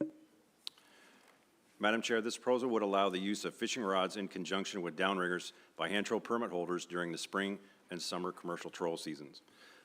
Allowing the use of hand-operated downriggers or gerties in spring and summer in conjunction with a fishing rod as permitted under current regulations during the winter season would allow hand troll permit holders operating fishing rods the option of using hand-operated downriggers or gerties to assist in the depth control of deployed gear. In 2006, the Alaska Board of Fisheries adopted regulations that allow for the use of 2 downriggers in conjunction with two fishing rods in conjunction with 2 downriggers for hand troll permit holders during the winter fishery only. Since the winter fishery differs in many aspects from the spring and summer, adoption of these gear changes during that part of the season were less of a concern. Guided sport angler effort decreases to annual lows in the winter, reducing enforcement concerns with sport client bag limits and personal use harvest reporting when vessels are duly registered for commercial hand troll or guided sport. It was the finding of the board that because of the seasonal differences, operation of fishing rods in conjunction with downriggers would not significantly affect the hand troll harvest during winter, and consequently adopted the proposal as amended, excluding spring and summer. The department is neutral on the allocative aspect of this proposal, which may increase the number of fish harvested by hand troll gear, and I would defer the to the Alaska Wildlife Troopers for specific enforcement concerns. Madam Chair. Captain DeGraff, please. Madam Chair, AWT is neutral in the proposal in regards to the allocation, but there is an enforcement concern with the possible increase of quasi-commercial fishermen participating in the fishery and having to determine if they are commercial or sport fishing at the time of contact. With allowing fishing rods to be operated in conjunction with downriggers, it is likely that both guided and non-guided sport anglers would participate in a commercial fishery to bypass bag limits seen in sport fisheries and still use fishing rods with downriggers. A registered commercial hand troll vessel fishing in waters close to commercial fishing could claim they are sport fishing when contacted with fishing rods in conjunction with downriggers deployed, creating additional efforts for enforcement to confirm if they are lawfully sport fishing. Though this method is allowed in the winter fisheries, it is much less of a concern as the overall effort towards sport fishing is reduced significantly in Southeast during this time. If the board does accept this proposal, it should clarify, as it does in the winter season under 5AAC 29.120, J2 and J3, whether the downrigger must be powered by hand or if other mechanical means can be used. Our public comments in our memo have remained the same over several past board cycles for similar proposals, but I'd like to add a little more information based upon questions that we had from the public. We've seen an increased number of operations in northern, central, southeast area that are marketing commercial trolling opportunities to non-resident fishermen that are looking to harvest increased bag limits of king salmon. Although not illegal without the use of downriggers, The use of downriggers will complicate and increase enforcement needs. It will require AWT to have to address more complaints from the public, sorting out what particular fishing practice a vessel was operating under during the busiest part of the year. We'll be asked to respond to local and remote locations to find out if they're operating as an HT vessel or as a charter vessel at that particular time, based on their location and bag limits. AWT would also have increased enforcement needs, patrolling spring and summer boundary lines, ensuring charter vessels are charter vessels and not HT vessels outside of boundaries. With the current change in industry, AWT is already challenged with enforcing some fish ticket reporting requirements when these fish have been claimed as personal use, taken fish when they've actually been sold to clients claiming to be crew members. These investigations have proven to be time-consuming and logistically difficult. AWT is concerned that there will be a substantial spike in commercial hand troll permits purchased by charter operations once they've realized downriggers can be utilized, thus providing a more common sport fishing method used in the charter industry. Madam Chair. Thank you, Captain. Mr. Carpenter. Thank you. You know, I looked at this proposal at face value at first, and last night I worked with a couple of users from Yakutat to look at potential opportunities. I had discussions with department staff and the Department of Public Safety, and we could really come to no resolution. And having listened to what the Department of Public Safety just said in regards to what the regulatory complex nature of this would end up being, I'm not interested in creating a new user group, and it seems like that's something that has the potential to happen. So for those reasons, I won't be supporting this. Other board discussion, Mr. Swenson. I would agree with Mr. Carpenter, and I also would agree with the troopers that this is could be a real headache. So I'm not supporting this. Any other board discussion? Mr. Carpenter. Approval of this proposal does not expect to result in any additional direct cost for a private person to participate in the fishery, and approval of this proposal does not expect to result in additional cost to the department. I call the question. Question's been called. Errors and omissions. Director Payton. No, Madam Chair. Director Powers. No, Madam Chair. Ms. Sill. No, Madam Chair. Mr. Peterson. No, Madam Chair. Captain DeGraff. No, Madam Chair. Director Nelson, please call the roll. Final action on proposal 169. Carpenter. No. Zareh. No. Godfrey. No. Carlson Van Dort. No.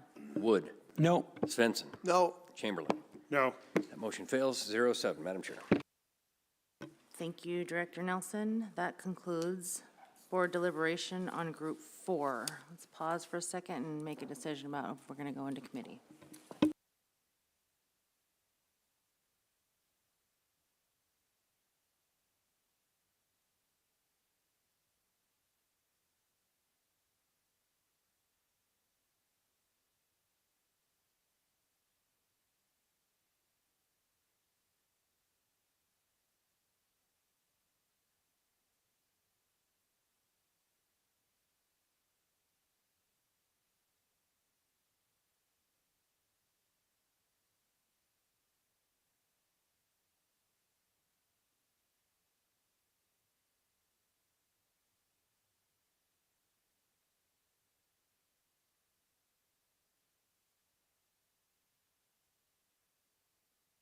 Okay, thank you.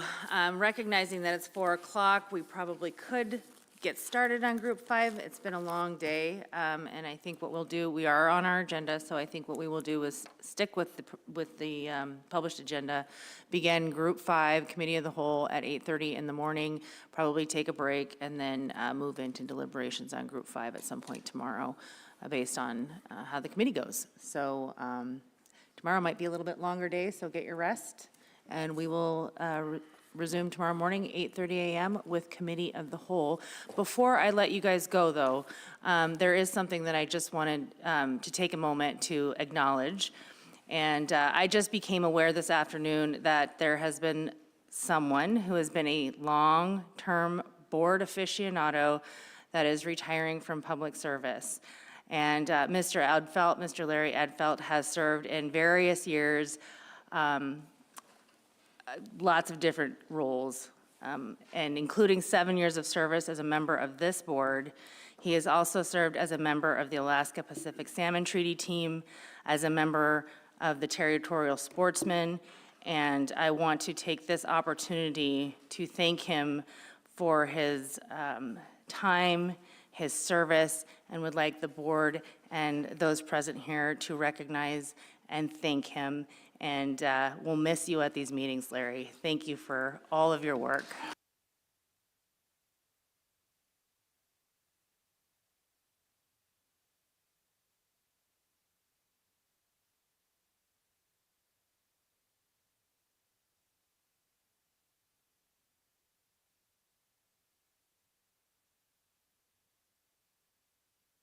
If you're so inclined, I would be happy to share the privilege of the microphone with you, but if you're not, I understand that too.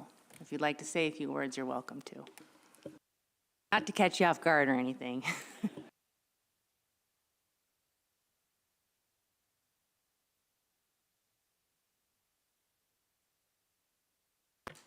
Thank you, Madam Chair.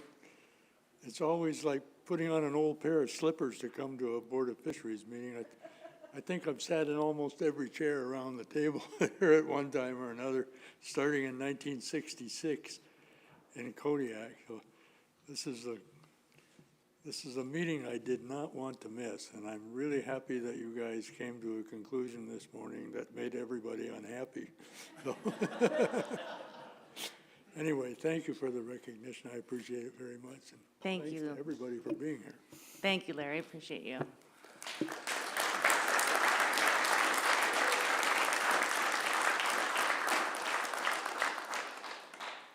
All right, we'll see you tomorrow morning at 8:30.